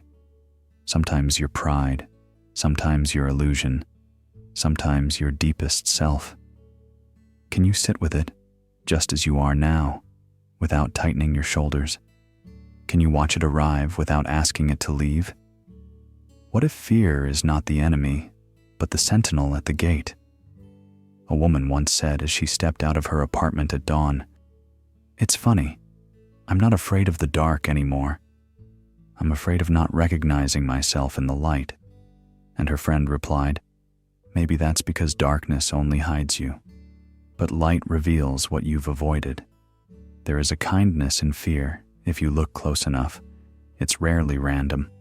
It has its own map, its own reason. And even when it feels senseless, it still draws attention to something tender. So instead of pushing it away tonight, maybe try placing a hand on its shoulder.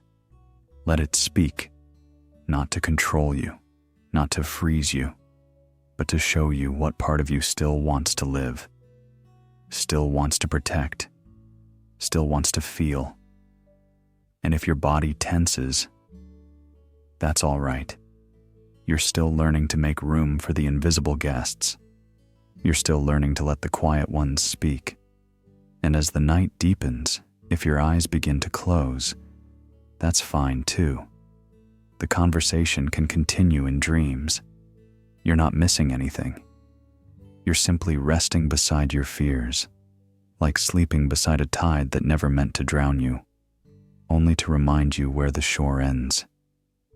Now let's walk just a little further, beyond fear's breath, into something just as quiet, but strangely braver. Let's meet hope. The hope that waits in silence. Have you ever sat in a room so quiet that you could hear your own heartbeat and felt that you weren't entirely alone. Not because someone else was there, but because something gentler was keeping you company. Not a thought, not a voice, just presence. That presence is hope, stripped bare of its decorations, sitting quietly beside you like an old friend who knows better than to speak. Hope isn't always the grand speech or the battle cry. It's not always tied to goals, vision boards, or whispered affirmations before sleep. Sometimes hope doesn't need to say anything. It just stays, like a candle in a blackout, refusing to go out, not because it knows the light will return, but because going out has never been part of its language. "Do you think hope is useful?" one voice asked in the middle of a night drive, the road stretching endlessly ahead. "I don't know," the other said, eyes fixed on the stars. "But it's the only thing that doesn't leave, even when everything else does." We often imagine hope as forward-facing, always tied to outcomes. But what if that's not hope at all? What if real hope is what remains after expectation dies? After disappointment has moved in and redecorated your entire emotional house? You see, hope isn't the denial of despair. It's what lives underneath it. It's not a replacement for pain. It's what stays alive while the pain runs its course. When everything around you is screaming that it's pointless, hope is the quiet refusal to believe it. And it doesn't need reasons. It doesn't demand evidence. It doesn't ask for guarantees. It survives even when faith crumbles and when logic leaves the room. That's because real hope isn't a transaction. It's a posture, a way of standing, even when your knees shake. "I didn't think I could keep going," she whispered once after the funeral. "But somehow, I did." "Was it hope?" he asked. She shook her head. "Number. It was just something that held me. Hope is the warmth in that something. It's the heartbeat we forget we have when we're too tired to cry. It's not the answer. It's the hand on your back, steady and wordless, as you walk through the void. And maybe that's why it's wisdom. Because hope doesn't deny the darkness. It chooses to light a match anyway. And in that match, that flicker, that refusal to go completely numb, something inside you whispers, "I still care." Even if the universe doesn't echo it back, even if no one notices, even if nothing changes. That's the strength of silent hope. It doesn't need a finish line, it just needs you. And now, as your breath slows and the room around you fades, consider this. If we each carry such a quiet flame, what would happen if we brought them together? Would the darkness retreat? Or would we finally see each other, not in our noise, but in our stillness? Let's go there next, where many small minds become one silent mind. The collective dream. Some dreams don't belong to one sleeper. They hum through crowds, woven into handshakes and contracts, birthdays and borderlines. We call them real. But they began like all stories do. Someone whispered an idea, and someone else nodded. Then more joined in, and slowly, belief became scaffolding. Social reality is a story told by many tongues. That passport in your drawer?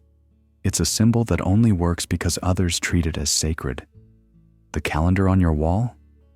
It's a chant, echoed across continents.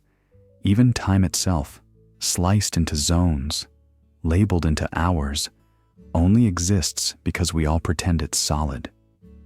Do you ever feel like the world is pretending harder than we are?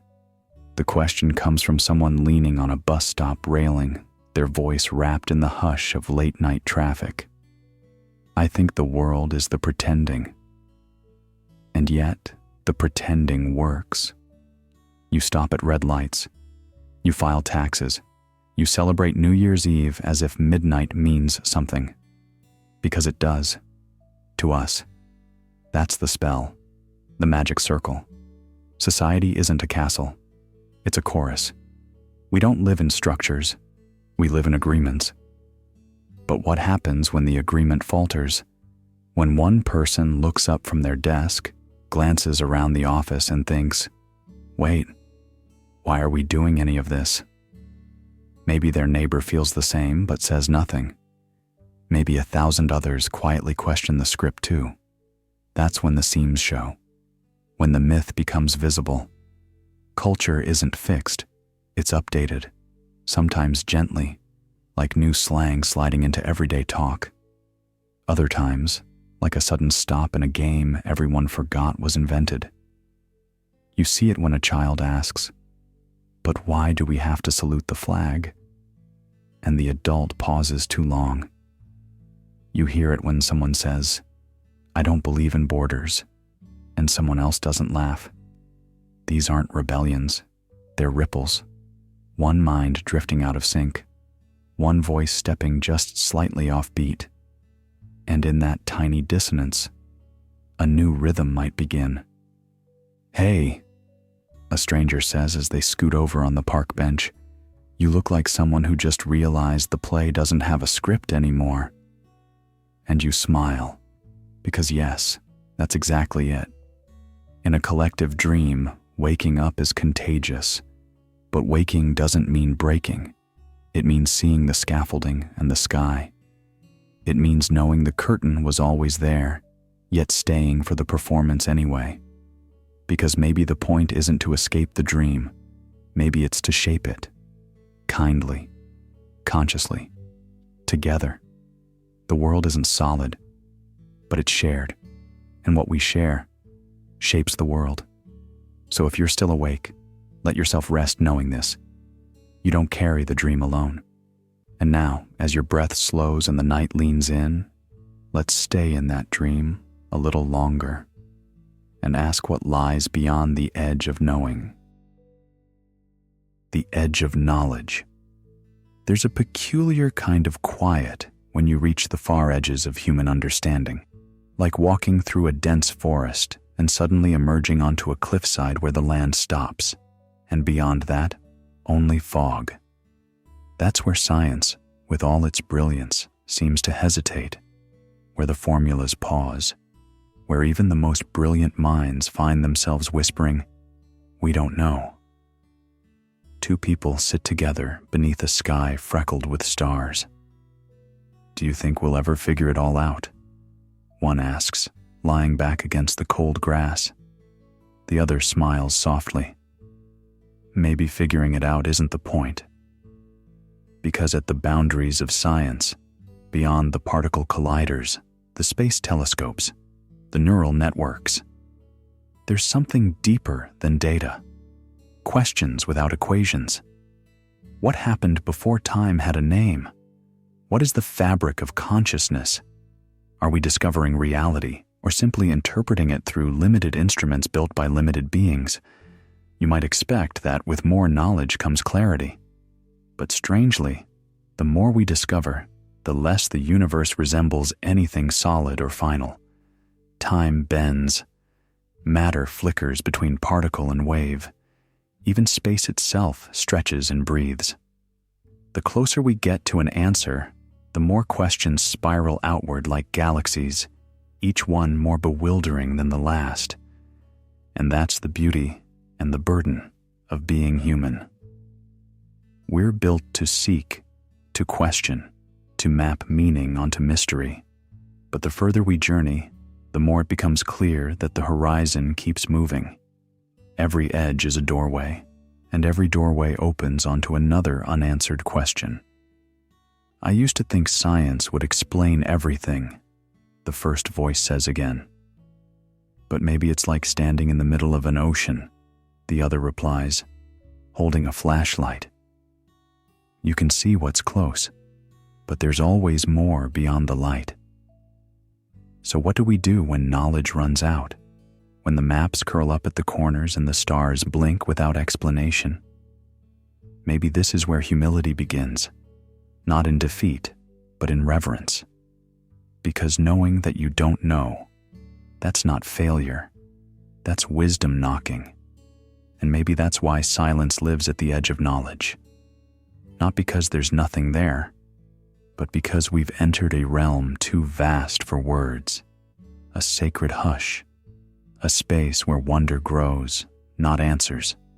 So we sit with it, not trying to own the mystery, but to hold it gently. And perhaps that's the shift. Knowledge tries to control, but wisdom learns to coexist. And in that stillness beyond the known, in that breath between understanding and awe, we begin to realize, if knowledge fades at the edges, maybe wisdom starts in the dark. The wisdom of not knowing. There's a quiet, strange relief in not having to understand, a kind of surrender that doesn't feel like defeat, but like laying your burdens down after carrying too many for too long. You don't have to solve the world before you fall asleep. Sometimes the greatest wisdom doesn't feel like a revelation at all. It feels like a breath you didn't realize you were holding. Zen calls it shoshin, the beginner's mind, the ability to meet the world as if for the first time, without stacking your expectations like armor. Socrates called it the only true wisdom, knowing that you know nothing.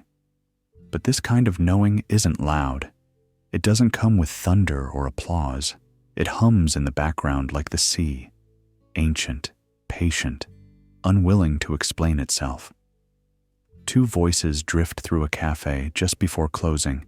One stares at a half-drunk cup of tea. So, what do you do when nothing makes sense anymore? The other doesn't rush to answer, just watches steam curl into air. Maybe you stop trying to make it make sense and let it just be. It's not about giving up. It's about giving in, letting go of the tight grip on your mind's steering wheel. Because clarity doesn't always arrive through effort. Sometimes it tiptoes in when you stop demanding it. There are questions that won't be answered tonight. Questions that have followed you for years, hiding in the folds of quiet moments. Who am I becoming? Why do I repeat the same patterns? What is all of this for? And maybe, just maybe, they don't need answers tonight. Maybe the act of listening, without rushing, without fixing, is its own kind of brilliance. A child doesn't need to explain why the stars matter. They simply look up and feel them. What if wonder was enough? What if not knowing was a kind of knowing deeper than facts could ever touch? As your body softens into stillness, your thoughts might loosen too. The edges blur. The urgency fades. You don't need to be right. You don't need to know. You just need to be here. In a laundromat late at night, a stranger hums to the sound of the spinning dryer.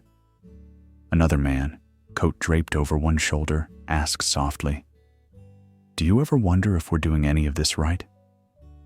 The first one smiles, eyes half closed. All the time, and maybe that means we're closer than we think.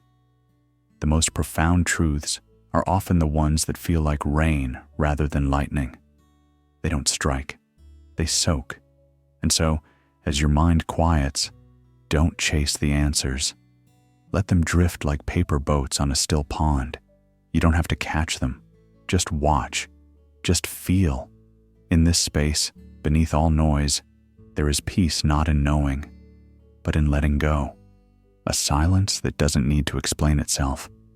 And as you float into it, let's carry this stillness forward, into the space where dreams unfold. The mirror of dreams. You lie still, eyes closed, the room quiet.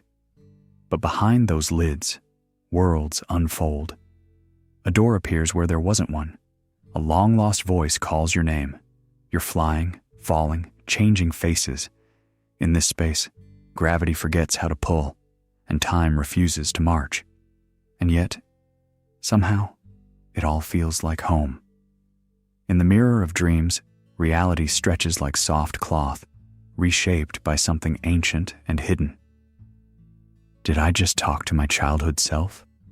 A woman whispers in the middle of the night, eyes wide open in the dark. Yeah, replies her partner softly, half awake. Last night I married a tree. They both chuckle, but underneath the laughter, there's something else, a shared knowing, a quiet awe. Dreams are not merely flickers of imagination.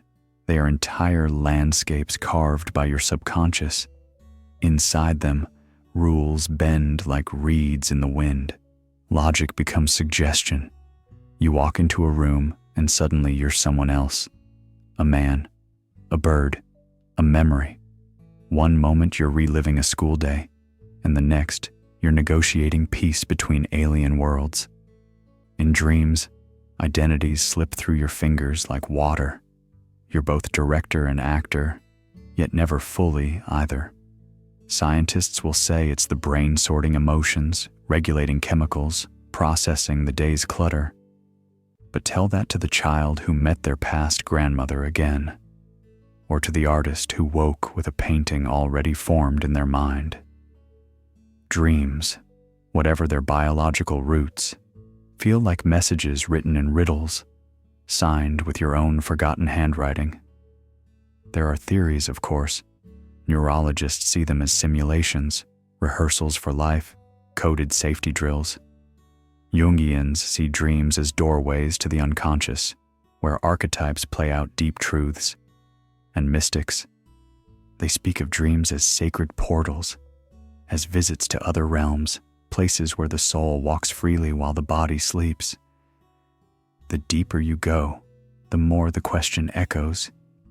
If a dream can feel this real, and if reality can sometimes feel this surreal, how do you ever truly know you're awake? Sometimes you open your eyes and the world still bends strangely. A déjà vu, a moment where everyone pauses at the same time. Or when you think of someone and they call you. The line between dream and wakefulness is not as thick as we pretend.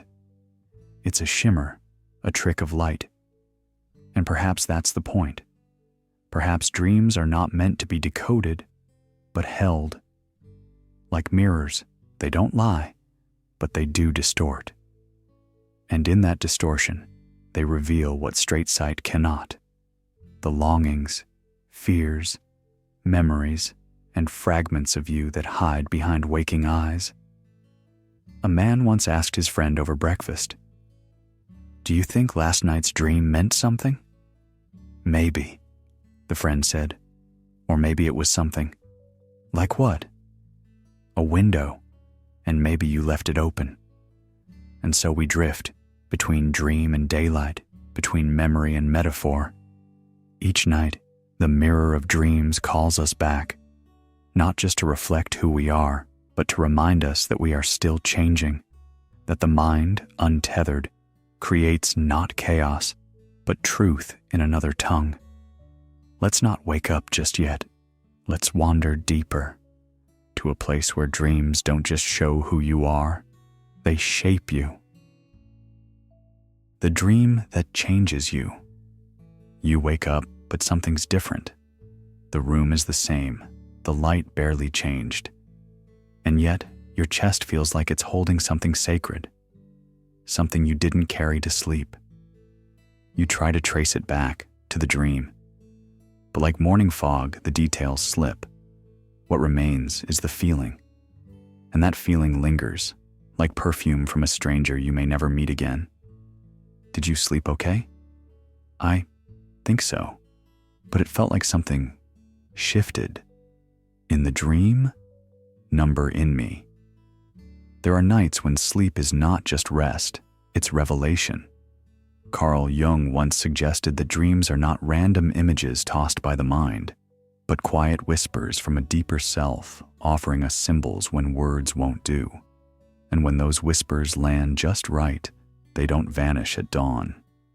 They echo, not as noise, but as a soft rewiring. You might wake up teary-eyed without knowing why. You might smile over breakfast, unable to name the reason. A song you forgot plays in your head. A memory reappears in a new light. This isn't fantasy. It's transformation, the kind that doesn't knock or warn, but moves in like sunlight through a closed curtain. There's a dream that keeps returning, not with monsters or marvels, but with a question. It comes differently each time, sometimes in the voice of a child, sometimes in the shape of a road you've never walked, but feel you once did. It never speaks directly, but somehow you know it's asking, are you ready to become more of yourself? That's the thing about dreams. They don't obey, not logic, not time, not the boundaries of memory, but they don't need to. They are paintings the mind creates without hands, maps that only make sense when felt instead of read. In their strange terrain, your unconscious speaks, not to confuse you, but to complete you. Do you think dreams mean something? I think they do, when you're willing to change because of them. And if I'm not, they'll wait, but they won't stop visiting. In that way, maybe dreams aren't illusions. Maybe they're invitations. Tiny soul messages slipped under the door while you sleep. Not loud, not urgent, just waiting to be heard. And when you do hear them, when something inside aligns with something you saw in the night, you don't just remember the dream, you carry it. Have you ever changed because of something you couldn't explain? A feeling, a symbol, a moment in sleep that felt like truth? You don't need to answer.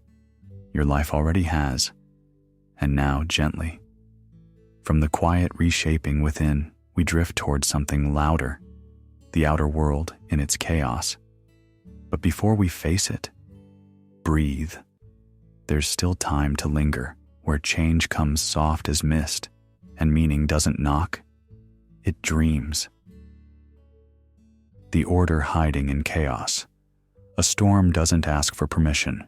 It arrives, crashing into the sky with thunderous authority, lashing the earth with sheets of rain, spinning wind into madness. At first glance, it looks like destruction. But slow it down, observe closely, and something unexpected appears. Beneath the frenzy, beneath the roar, there's rhythm, there's repetition, there's beauty. Lightning doesn't strike randomly. It forks through the sky along invisible blueprints. Waves don't crash without tempo. This is not disorder. It's a dance, and you are always in the audience, even when you don't recognize the music. Chaos, as we call it, might just be a mirror we don't yet know how to read. Scientists call it chaos theory, but it's less about disorder and more about patterns too complex for linear minds. The flutter of a butterfly's wings in Brazil might stir a storm in Texas. A single skipped heartbeat might predict an entire rhythm of healing or collapse. What we call random is often just intricate. So intricate, it loops in ways we haven't yet traced. Do you think life is supposed to be this unpredictable? She asked, her voice barely audible over the hum of rain tapping the window pane. He leaned back, watching the droplets race each other down the glass.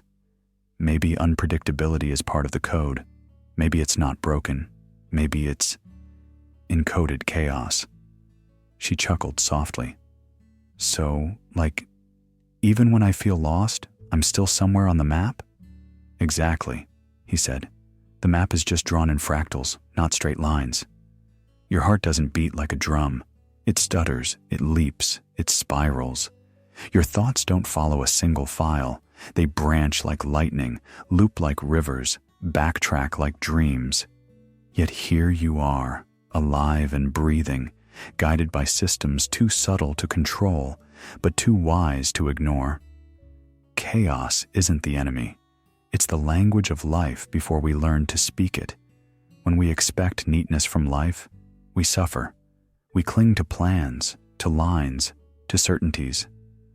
But life doesn't write in straight sentences. It scribbles, it interrupts, it layers stories on top of stories and calls them reality. Perhaps the goal is not to straighten the chaos, but to read between its waves. What if trust isn't about having answers, but about feeling your way through the patterns you can't yet explain? Think of how galaxies spiral, how leaves grow in Fibonacci curves, how your childhood dreams still echo in the folds of your thoughts. There is choreography to what seems random, even pain, even detours. What if they're not errors, but coordinates? What if confusion is just comprehension stretching its wings? So, she whispered, watching a bolt of lightning split the sky. Do you believe in randomness? He didn't answer immediately. His eyes followed the jagged arc fading into silence. Maybe randomness, he finally said, is just the name we give to beauty before we understand it.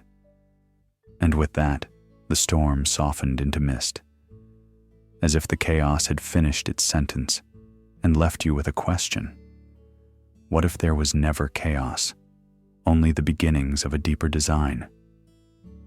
Let's wander into that possibility next. Let's ask the question that trembles on the edge of every coincidence and every accident. Is randomness even real? Or is the void whispering something we've only just begun to hear? The illusion of randomness. Somewhere in the dark, a window rattles without warning. A breeze sneaks through a crack in the glass, and just as you begin to label it as random, as senseless, lightning flashes. A beat later, the thunder answers. Chaos always seems louder before its rhythm is revealed. They say the universe is built on uncertainty, that quantum mechanics only offers probability, never promises, that particles pop in and out of existence with no clear reason. But beneath that uncertainty, there is something oddly familiar. Repetition hidden in noise, rhythm wearing a mask. And you've felt it too, haven't you? Like when you bump into the same stranger 3 days in a row. Or when a song plays just as you think of someone you haven't spoken to in years. You brush it off as coincidence, because calling it fate feels heavier. Because patterns too vast to see often feel like accidents up close. Hey, a voice says quietly at the back of the mind. Do you ever wonder if your bad luck is just timing you don't understand yet? The other voice pauses before replying. Sometimes it feels like life's tossing dice behind my back, but other times, it's like those dice were weighted all along. Perhaps randomness is only a word we use when the pattern hasn't yet slowed down enough for us to recognize it. The same way stars blur together when you spin too fast, until you stop, and suddenly the constellations click into place. It's comforting, in a strange way, to think that maybe your heartbreak wasn't meaningless, that maybe the missed train, the delayed call, the stranger's smile at the bus stop were not just noise, but notes in a song too intricate to hum. And if the universe is humming, softly, continuously, what is it trying to tell you? What if randomness is just complexity in disguise? Not chaos, but choreography. Not fate in a scroll, but intention woven into air. A moth doesn't know why it flies toward the flame. It just does. You don't always know why you feel drawn to certain doors, certain people, certain silences. But you do. And maybe that's enough. The difference between accident and design might just be a matter of perspective. A shift in angle, a longer pause, like watching rain on glass and suddenly realizing the drops are racing in rhythm. So perhaps your life is not a roll of dice, but 1,000 gears turning behind a curtain. Quiet, intentional, intricately timed, whispered more than declared. And if randomness is a mask, what lies beneath is not fate etched in stone, but a thread, woven, delicate, and warm. And so we drift into the next question that floats just beyond reach. If randomness isn't free, then what is freedom? Close your eyes if they feel heavy. You can return to this thought any time. It will wait for you, softly, like thunder following lightning. The free will puzzle. It begins with a pause, a breath between stimulus and action, like the faint shimmer of moonlight before the tide turns. In that pause, you might feel something strange, a flicker of choice, a whisper of freedom. But is it real? Neuroscience tells a humbling tale.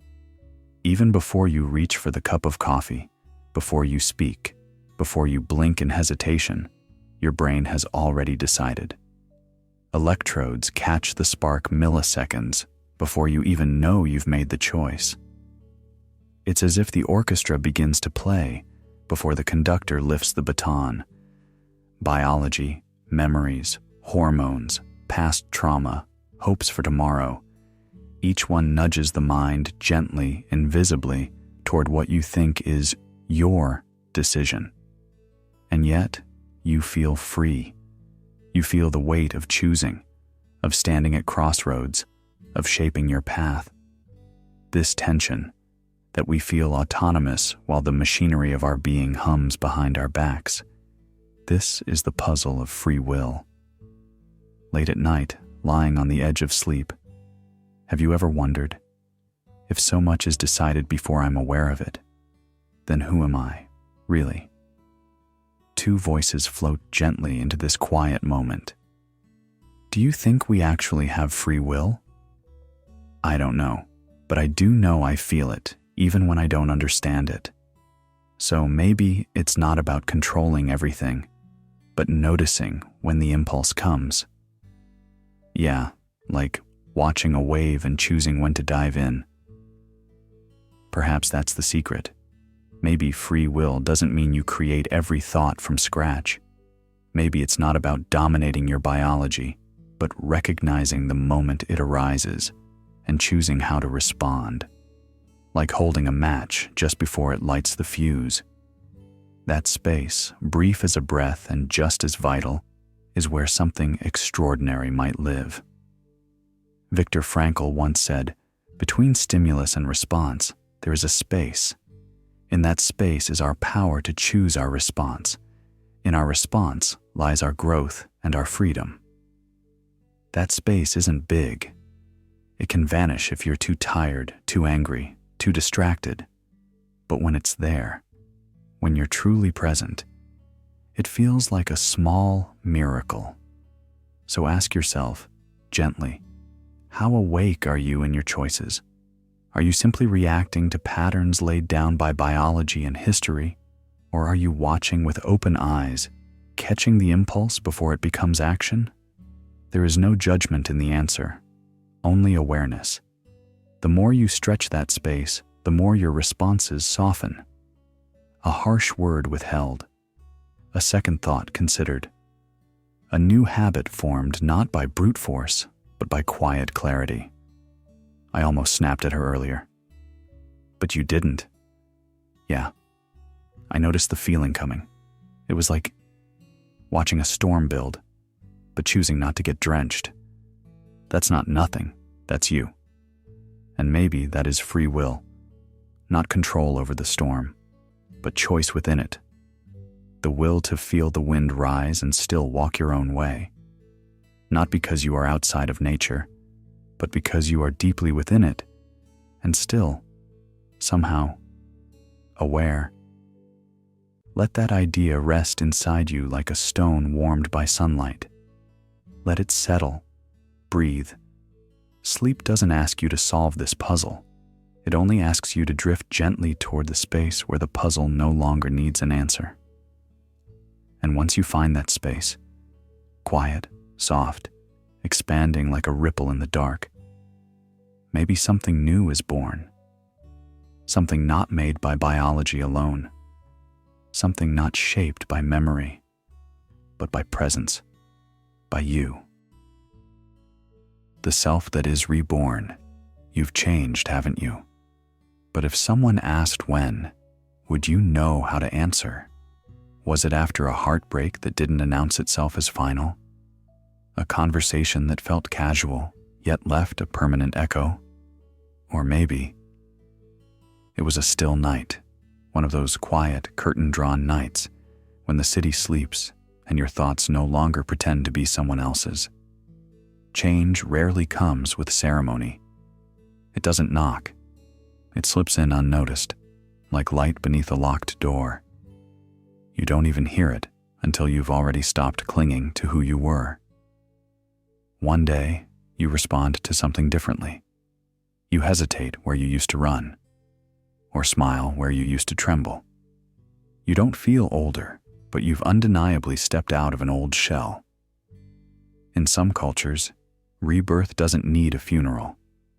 It needs a moment of clarity, a breath, a stillness deep enough that your old thoughts no longer reach you. Eastern philosophies whisper that death is just one type of transformation, but awareness, even a sliver of it, is enough to begin again. Two strangers stood on a bridge at dusk, looking down at a river dyed orange by the setting sun. One said, "Funny how the water keeps moving, but the reflection stays." The other just nodded. They didn't need to say what they both knew. People change too, silently, beautifully, and sometimes the reflection changes first. There are times when pain rewrites you, not by erasing who you were, but by making space for someone else to breathe beneath your ribs. Suffering, if you let it soften you, becomes fertile ground. Your boundaries rearrange. Your voice deepens, not in sound, but in truth. You realize you don't need to explain this change to anyone, because it's not performance, it's arrival. And maybe, just maybe, who you're becoming isn't new at all. Maybe they've been waiting patiently behind your habits and defenses. Like a lantern hidden in fog, they were there the whole time, dimmed only by distraction. Now, as the noise quiets and the breath slows, have you ever noticed, someone might say gently beside you, how the version of you that survived doesn't need to prove anything anymore? You don't respond right away. The thought sits like warm tea in your hands. It's not that you have answers now. It's that you stopped fearing the questions. The world doesn't applaud these kinds of rebirths. There's no ceremony for inner clarity. No witnesses for the moment you outgrew shame or forgave yourself or decided that survival wasn't enough. You wanted softness too. And maybe you walk differently now. Not with urgency, but with quiet conviction, as if your footsteps belong wherever they land, as if you finally trust the path, even when it curves. So let's walk with this new self, not as something to display, but something to hold. Let it grow at its own pace, like roots exploring dark soil. Let's carry it into a stranger's smile, into a hard conversation, into the next moment of stillness that arrives unannounced. And from there, we'll enter the space where logic can't protect you, but longing might guide you, where the mind ends and something deeper begins, a place where thought and feeling entwine like smoke and wind. Sleep if you need to, or linger if you're still listening. The journey continues, softly but surely. The emotion that defies logic. It begins with something small, a flicker in the chest when you hear a song you forgot you loved, a photo falling out of a book stained with time and fingerprints. No one teaches you how to explain that moment. No formula can capture why your eyes well up or why your breath pauses mid-sentence.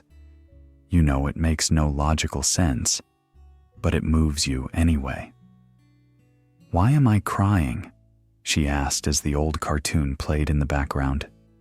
He shrugged gently. because it remembers you. There are certain feelings that defy the neat scaffolding of rational thought: love, regret, nostalgia. These aren't logical operations. They're more like shadows cast by a sun you can't see. Love doesn't tally up debts and credits. Regret doesn't ask if something was probable. Nostalgia doesn't ask permission to arrive. They don't need to make sense. They just are. The brain knows how to calculate, but the heart knows how to remember.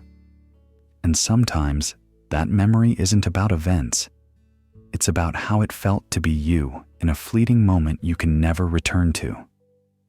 You can't explain it with logic because it lives in a different dimension altogether. Like scent molecules unlocking forgotten doors in your mind, these emotions bypass reason entirely. A man once said, "I don't miss her. I miss who I was when I was with her." His friend replied, "That sounds like regret." "No," he whispered, "that sounds like truth." You see, emotional truths don't behave the way logical truths do. They can't be tested, proven, or universally shared, but they are undeniable to the one who feels them. That warmth in your chest when someone calls your name with kindness, the hollow ache when a door closes you didn't know mattered. These are not facts. They are deeper than facts. Maybe that's the point. Logic is a powerful lens, but it's still a lens. It frames what we see. But emotion? Emotion colors it. Emotion is the tint on the glass that turns daylight golden or casts shadows where there should be none. And perhaps we've been wrong all this time.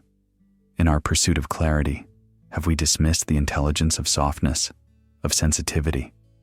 Maybe vulnerability isn't a weakness. Maybe it's a kind of wisdom, an openness to truths that logic is simply too rigid to grasp. The mind seeks answers. The heart, it seeks resonance. So the next time you feel something and your inner voice says, "But that doesn't make sense," let it be. Let the sensation stretch out like the horizon at dusk, vast, unprovable, and utterly real. Because in this quiet, where no logic can reach and no rule applies, you are not less rational. You are more alive. And in that softness, where emotion is not an error, but a kind of truth in bloom, we are ready to face the next illusion. The illusion that anything or anyone could last forever. Let us drift there, together, into the myth of permanence. The myth of permanence.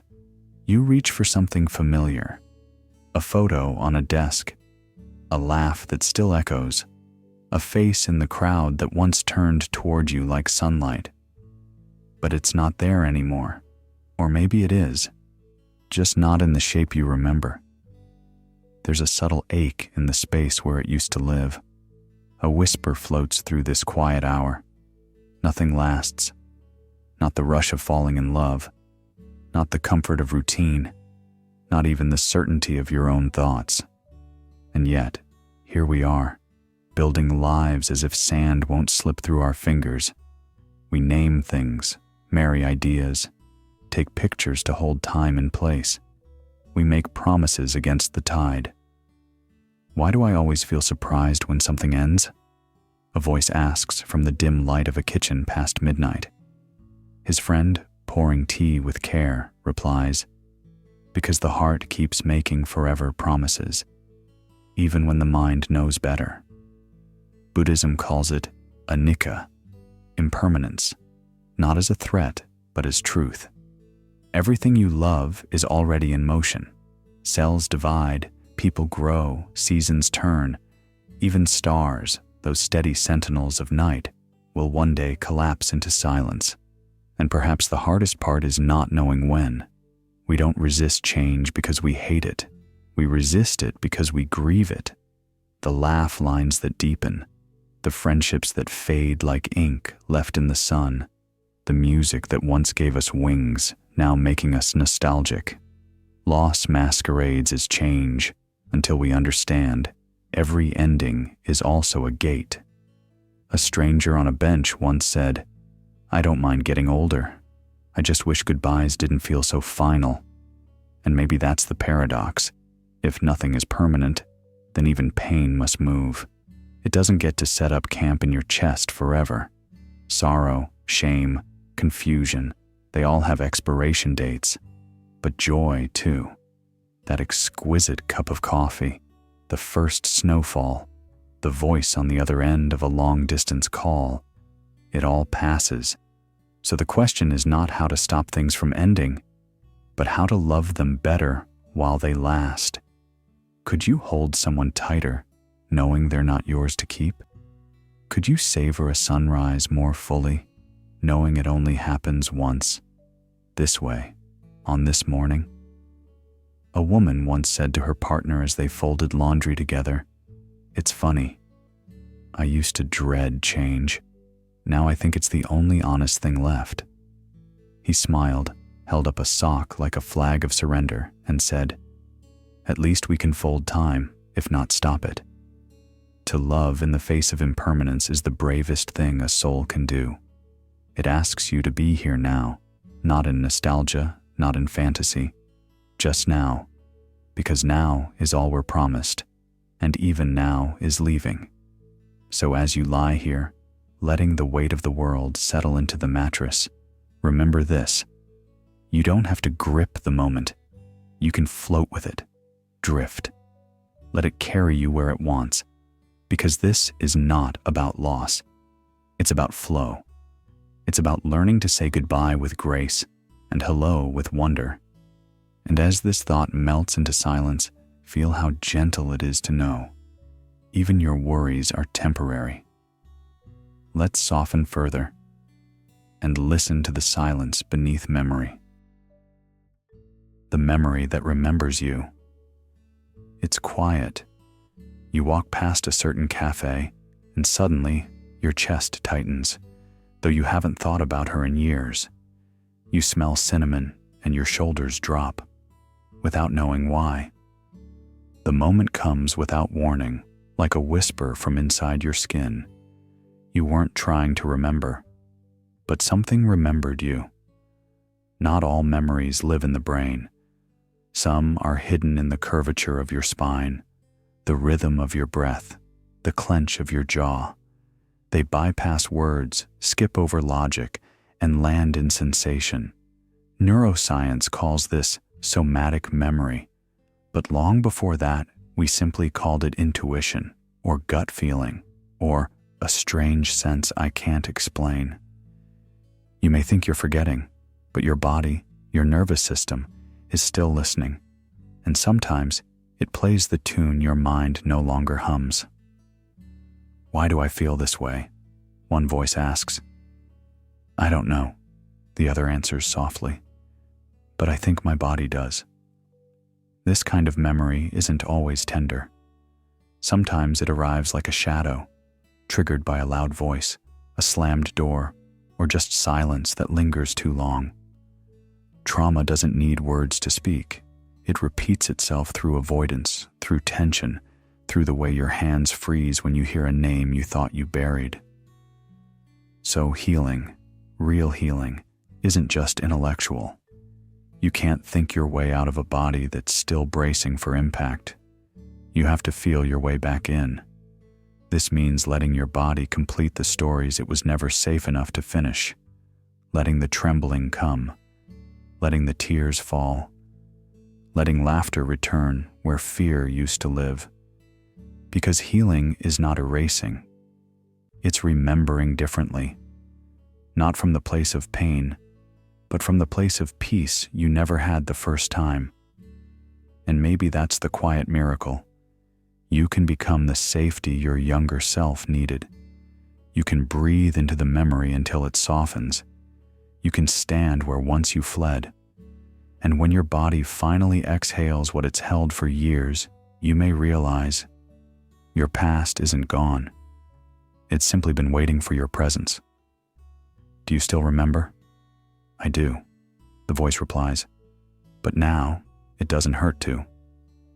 From here, something tender unfolds. If we can feel our past with gentleness, do we still need to hold on to it at all? Let's walk there next, into the soft, unraveling space where release begins.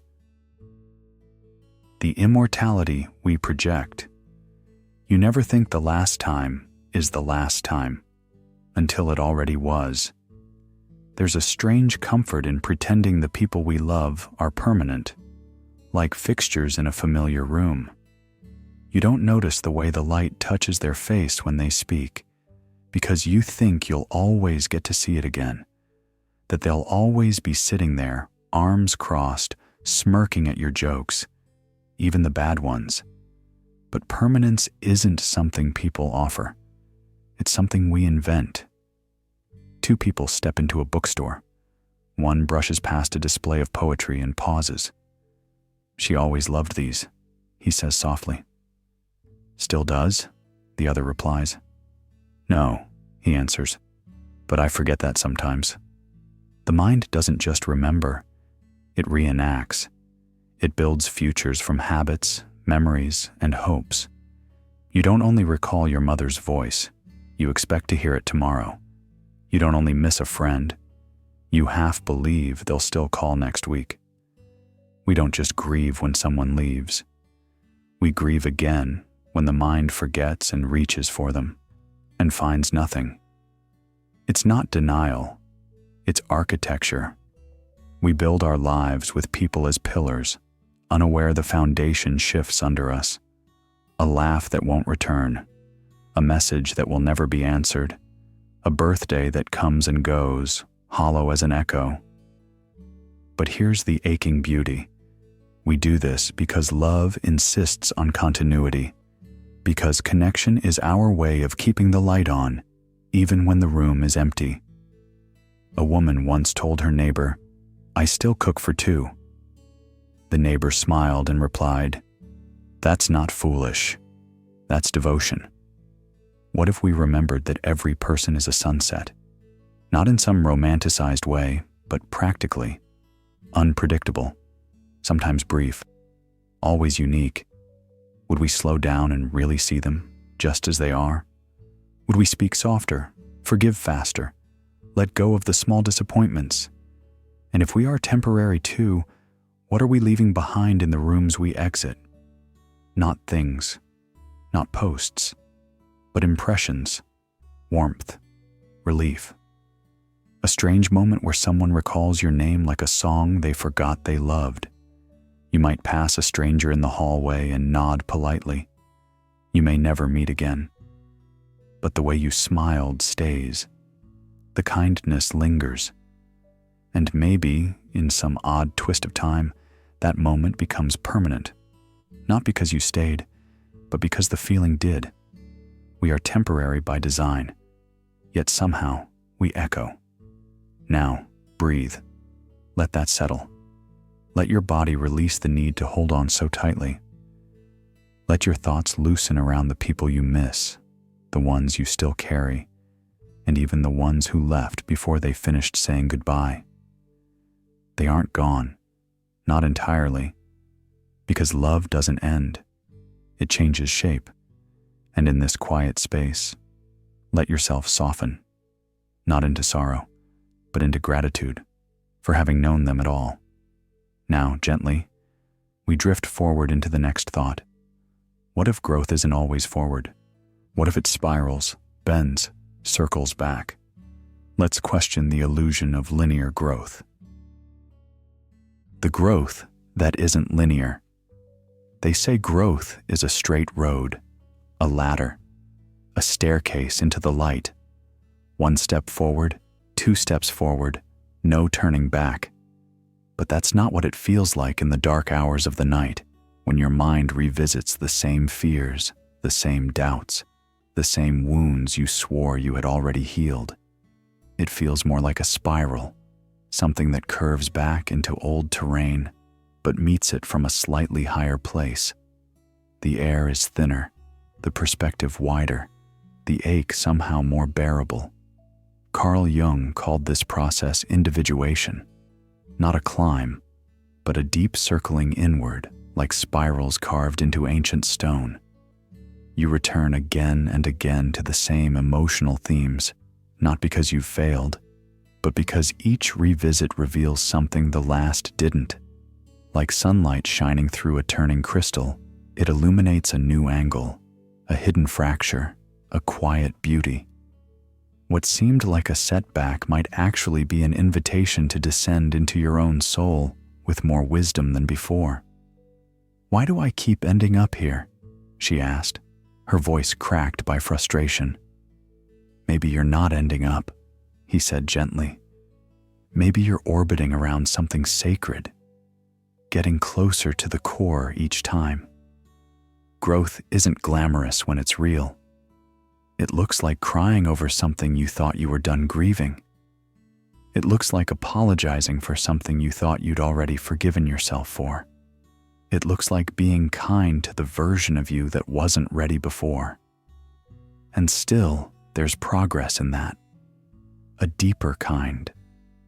The kind you don't notice until later, when you realize you're not reacting with the same fire or collapsing with the same weight. You've changed, but quietly.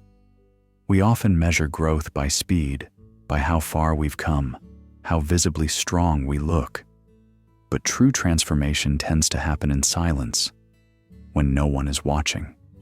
When you're sitting in your car in a grocery store parking lot, realizing you're not angry anymore. You're just aware. Aware that healing isn't about avoiding pain.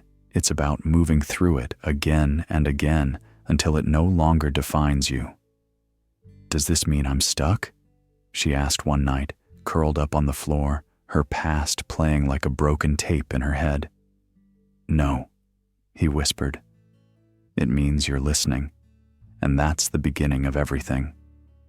So if the journey feels repetitive, don't be discouraged. You're not going in circles. You're spiraling towards something greater. Every loop brings new depth. Every return is a reunion with a more conscious self. And maybe, just maybe, the places that feel familiar are not signs of failure, but markers of how far you've actually come. And if growth isn't straight, if it twists and bends like a river carving its way through rock, then maybe the loops are not wrong. Maybe they are sacred. Now, let's lean into the next bend in that spiral and explore how the past doesn't just echo, it distorts. The Unreliable Narrator. Sometimes, when you close your eyes and trace back the outline of your past, the lines don't hold still. They shimmer, they shift. You reach for a memory and find a version of yourself watching it from a distance, wearing today's thoughts, today's pain, today's desires. Memory doesn't replay, it performs. What happened is not what lives in your mind. What lives in your mind is a story, a living, breathing act, rehearsed and rewritten each time you recall it. The moment you remember, you paint. You color it in with today's palette. And what's more, the brush isn't even entirely yours. Regret might reach over and darken the edges. Joy might cast a glow that never existed. Shame quietly turns the volume down on the parts you can't bear to hear again. Two friends sit quietly after dinner, half laughing over an old trip. "I swear you were the one who cried at the train station," one says, grinning. "What? No way. That was definitely you," the other replies. They laugh, but inside, both are sure of their version. Not because they're lying, but because they've rehearsed different truths. And this is where it gets tender. Because if you were shaped by something painful, if a moment broke you, your memory might have learned to wear armor. It might shield you with silence, or fill the blanks with noise that never existed. So what happens when you try to heal something you only half remember? A woman once sat in a quiet room and told her therapist, "I feel like I'm mourning a version of me that no one else even knew." That's the ache of fragmented memory. It's not always about forgiving someone else. Sometimes the hardest part is forgiving your past self for things you can't even clearly see anymore. And yet, that's where release lives. Not in perfect recall, but in surrender.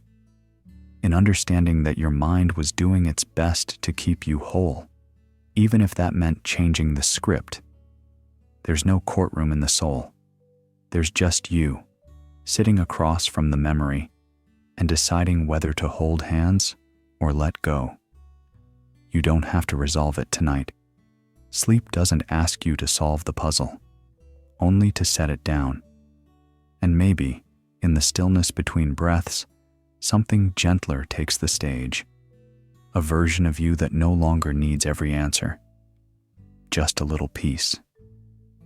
Now let's wander beyond the personal, into the great illusion that we ever saw the same movie. The lie of perfect alignment. You wake up and the world expects you to move in rhythm. The alarm blares at 7. The train leaves at 8. Your paycheck lands every other Friday. Society is a grand orchestra, and everything seems choreographed, precise, synchronized, efficient. But deep within, your tempo feels off. While others sprint, you drift. While they chase goals, you question their meaning. And so, you begin to wonder, am I out of sync or just playing a different tune? The illusion of perfect alignment is one of the quietest lies we inherit. We live surrounded by clocks and calendars, but our emotions don't obey time zones. Our minds don't refresh every Monday. What feels urgent to someone else may feel distant or even meaningless to you. Deadlines pass like clouds. Trends explode and vanish before you've even formed an opinion. Everyone nods in agreement, not because they truly feel aligned, but because to disagree would be to risk isolation. To admit, I don't feel the same, is often to admit you might be left behind. You're late again, she says, not with anger, but with a puzzled softness. I didn't realize I was supposed to feel ready, he answers, eyes searching a place beyond the room. And in that moment, time itself feels flexible, bent by emotion, warped by meaning. What is late when your heart was never in the race? Perhaps the discomfort you feel isn't dysfunction. Perhaps it's music, just in another key. Jazz to someone else's symphony. Offbeat, yes, but not wrong. Maybe your restlessness is a signal, not a flaw. You don't need to force your mind to march. You can let it drift, wander, spiral. Because the idea that we must all think, grow, love, grieve, or succeed on the same schedule is not truth. It's convenience. And convenience often disguises itself as morality. If your rhythm causes dissonance, it might not be disorder. It might be depth, a sacred frequency vibrating where others cannot hear. After all, the stars don't blink in unison, yet their scattered light paints the same sky. So maybe your slow morning, your odd pace, your quiet questions aren't failures. They're invitations. They're the universe's way of asking, will you dare to dance your own way, even if no one claps? And if none of us are truly ticking in time, then what are we really agreeing on when we say something is true? Whose clock are we following? Whose urgency defines reality? Let's drift further now, toward the fragile structure we build around consensus and the quiet chaos that lives beneath the word truth. The time-free mind. The clock ticks only because we ask it to. But tonight, let it rest too. There's a rhythm that lives beneath time, a quiet pulse where minutes melt and meaning softens. You've felt it before, haven't you? That space when you're staring out a window and 20 seconds stretch into a slow, infinite feeling. Or when you wake from a nap unsure whether it's still morning. or next year? Do you think time feels different when we're really listening? She tilted her head, watching headlights smear across the ceiling. He paused before answering. Maybe time disappears when we finally pay attention to what matters. In the mind's secret chambers, time doesn't wear a wristwatch. A memory can bloom like a fresh flower, even if it's from 30 years ago. A thought you've never had can land softly, like it's been waiting there forever. That's the thing about consciousness. It's not a ruler that measures. It's a mirror that reflects presence. And in dreams, what are we measuring at all? A decade can spiral into the flicker of an eyelid. An entire childhood can echo inside a sigh. You're not bound by calendars there. You're not aging, scheduling, running late. You're simply being. But even outside of dreams, you've had those moments, haven't you? A child's laughter in a grocery aisle, a shared silence between strangers in an elevator, a note held just long enough in your favorite song. They're not long or short. They're simply complete. She whispered as she pulled the blanket closer. It's weird. I don't remember how old I felt, only how alive. He nodded, his voice half lost in the hush. That's the only time that counts. What if we stopped worshiping the stopwatch? What if birthdays were just breath counts? What if progress wasn't linear, but emotional? What if love didn't need anniversaries to be real? To live without time is not to lose structure. It's to gain softness. It's the difference between a train schedule and a sunrise. One demands arrival, the other invites presence. And the more you soften your grip on time, the more your senses come alive. The tick fades, and the touch remains. The countdown ends, but the moment begins. So if tonight, your mind wanders to regrets or plans, release them like paper boats. Let them float. There is no rush, no behind, no too late. Just this breath, just this pause. And somewhere in the quiet, you might begin to feel that you were never running out of time. You were only running from silence. Let it catch up to you now. Because up next, we'll explore something stranger still. What if time wasn't just paused, but built entirely from illusion? The agreement called time. We all look at the clock and nod. It's 10 o'clock. But whose 10 o'clock is it, really? Time, so precise in our calendars, so urgent in our meetings, is a story we tell each other. The earth doesn't recognize Monday. Oceans don't take weekends. A thunderstorm doesn't delay for a holiday. And yet we carve our lives into boxes labeled morning, noon, quarter past, leap year. It's a mutual performance, and we all agreed to play along. Do you think animals know it's New Year's Day? Number. But they feel the sunrise, the hunger, the season. Isn't that their version of time? Maybe theirs is more honest. Ours is negotiated. Yeah, we made time to fit our rhythms, not the other way around. That's the quiet trick. Time as we experience it isn't a fact. It's a framework. A clock doesn't measure reality. It organizes it. Birthdays aren't milestones in nature. They're rituals in society. You didn't turn 40 when the earth completed 40 laps. You turned 40 when we said you did. It's not that time is false, but that our version of it is curated. A consensus. A grid we overlay onto something that flows without lines. What we call the present moment is a moving target that no watch can hold.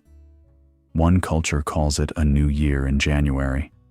Another waits for the lunar cycle.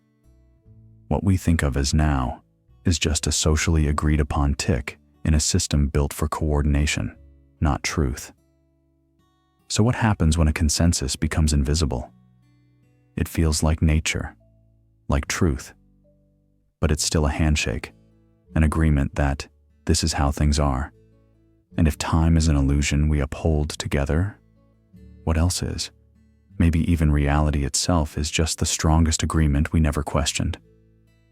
A version of the world shouted loud enough, long enough, until the whispers disappeared. What if gravity is not just mass attracting mass, but belief pulling belief? What if identity is not who you are, but the role you were assigned and learned to perform at the right hour? So if we stopped believing in ours, what would happen? Maybe we'd finally rest when we're tired, not when the schedule says so. Maybe we'd live. In dissolving this shared fiction, we find something both freeing and terrifying. Without these markings, we float. We lose our place in line. But maybe the line was never the point. Because when you step outside the grid of time, you start to see how many other things, success, status, even love, were built not from truth, but from shared agreement. And when agreements change, the world reshapes. Let's take one step further, into a deeper illusion, not of hours or years, but of permanence in others. Because if time was never fixed, how can people be? Sacred time. Some moments arrive like whispers. They don't crash into your life. They lean in gently, like a candle's glow against the hush of a cathedral. A newborn's first inhale, the long, unspoken silence before a final farewell, or the feeling of soft rain on a day you thought the sky had forgotten you. These are not ordinary seconds. They don't tick on clocks. They hum in stillness, and something inside you just knows. You're standing in sacred time, not sacred in the way a calendar marks a holiday, but sacred in how the air changes, how even your breath begins to listen. In those moments, the world stops asking anything of you. No deadlines, no performance, just being, just here. Not yesterday's story, not tomorrow's worry, just the raw presence of now. A couple sits in a hospital lobby. One holds coffee that's gone cold, the other stares into nothing. No one speaks. Yet between them floats something heavier than grief, lighter than words. Sacred time doesn't need explanation. It just is. I didn't think it would feel like this, one says eventually. The other nods, eyes glistening. Me neither. But I think this is what goodbye feels like when it's done with love. You don't have to seek sacred time. It seeks you. And often it arrives through pause. A pause in traffic when the light lingers longer than expected. A pause in your thoughts when the background hum of life turns into a gentle hush. The sacred lives in these in-between spaces where meaning isn't made, but revealed. You may have mistaken stillness for emptiness. Many do. In a world obsessed with forward motion, standing still feels suspicious. But stillness isn't absence. It's reverence, like standing at the edge of the ocean and forgetting your name for a while. Sometimes, all it takes is to sit beside someone who doesn't need you to speak, or to feel your own heartbeat echo in a room where nothing is demanding it. There's a boy walking home under street lamps, listening to footsteps that aren't rushed, not because he's in no hurry, but because he's finally learned to let time pass through him instead of chasing it. He doesn't know the word for this feeling, but later, when someone asks how his day was, he'll pause and smile. It felt full, he might say, though nothing really happened. That's sacred time. Fullness without clutter, presence without pressure. And maybe, if you let yourself feel it now, just for this breath, you'll notice the room around you softening, your body becoming less of a task, your mind loosening its grip. There's nothing to solve, no lesson to master, just this moment, dissolving the borders of time. A quiet holiness that asks for nothing except that you notice. So if you're lying here in the dark, half awake, half somewhere else, know this: you are allowed to rest. Sacred time welcomes wanderers.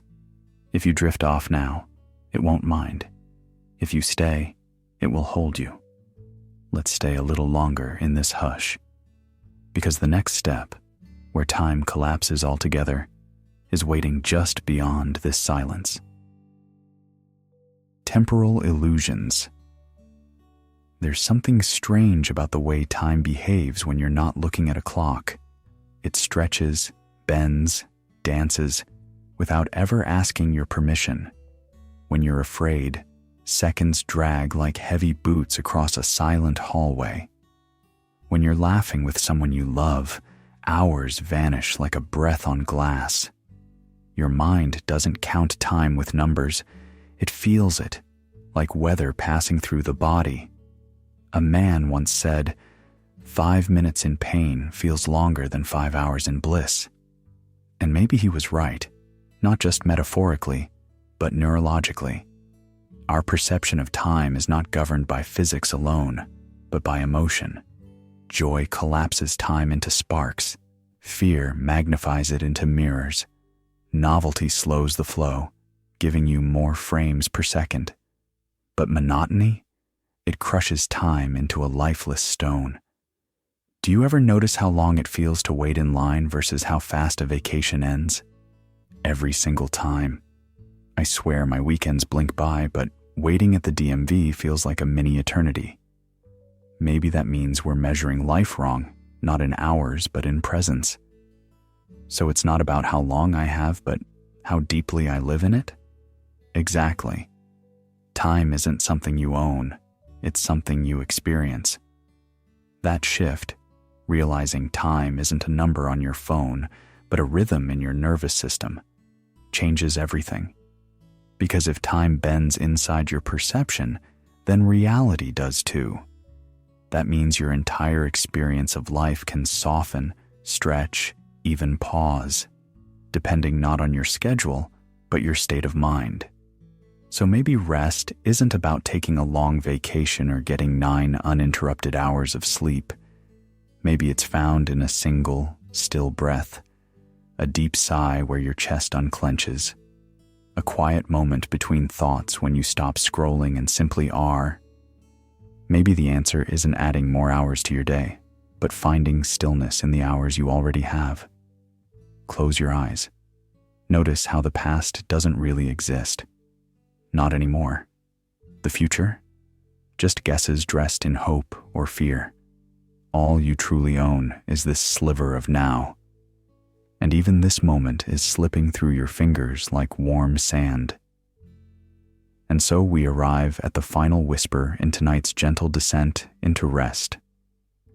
What if peace isn't found by gripping tightly to every second, trying to stretch time like elastic? What if peace lives in the surrender, in the quiet, unclenched letting go? Just let yourself float there, weightless in the river of time. The current knows where it's going. You don't need to paddle. You just need to trust the stillness. Let it carry you home. The thought that lets go. There's a moment, quieter than silence, softer than breath, when the mind no longer asks for answers. It doesn't mean you've solved everything. It means you no longer need to. You've arrived not at a conclusion, but at stillness. The kind that doesn't need to be earned. The kind that has been waiting all along. 2 strangers sit on opposite benches in an empty train station, not speaking. One of them glances at the ceiling, where dust drifts in a slow circle beneath a dim light. He says, "Funny how we always think peace is something we have to go find." The other smiles faintly. Maybe it's just what's left when you stop trying. This isn't a call to give up. It's an invitation to release. The final illusion we chase is that thinking will save us, that if we squeeze our minds tightly enough, like wringing out a wet cloth, some clarity will drip out. But some doors don't open by force. They open by waiting, by presence, by ceasing the push altogether. Notice the space between thoughts, the pause between inhale and exhale, the moment before you reach for your phone or say the next sentence. There's a hush there, a kind of homecoming. It doesn't need decoration. It doesn't ask for interpretation. It just is. Someone might ask, but how do I get to that kind of peace? And the answer might come not as an instruction, but as a small act. He walks into a crowded cafe, sees a full table, and asks gently, "Mind if I sit here? I just need a minute to breathe." They nod. He sits and says nothing. He's already home. When thought falls away, not forced, just loosens, what's left isn't a void. It's awareness, the quiet kind, the kind that doesn't whisper advice or judgment. It watches, unblinking. It doesn't name you, but it knows you. You without the roles, the to-do lists, the striving. You without the story, not erased, just returned to a state before words, before needing to prove or fix or explain. A space you lived in when you first opened your eyes to the world and didn't yet know what to call it. That space is still here. It always was. So now, let go. Let the effort drip off your shoulders like warm rain. Let your breath guide you into deeper waters. Let your mind rest, not to be emptied, but to be held. There is nothing you need to hold on to, no timeline that must be met, no identity that must be defended. You are safe, you are whole, you are loved by the silence itself. And if your eyes close now, it's not to disappear, it's to remember who you've always been beneath it all. And that is enough. Sleep well. Here we are, 90 echoes later, and yet no closer to certainty, only softer in the presence of it. Perhaps the void never needed filling. Perhaps it was never a void at all, just space we forgot how to trust. Maybe you didn't come here to understand. Maybe you came here to remember what it feels like to be still and to not be alone in the stillness. As your breath slows and your thoughts untangle, let this final paradox rest on your chest like a feather. What if the universe didn't begin with a bang, but with a whisper no one dared to hear? Good night, traveler of the deep. Don't seek the answers now. Just be with the question. Sleep is already listening.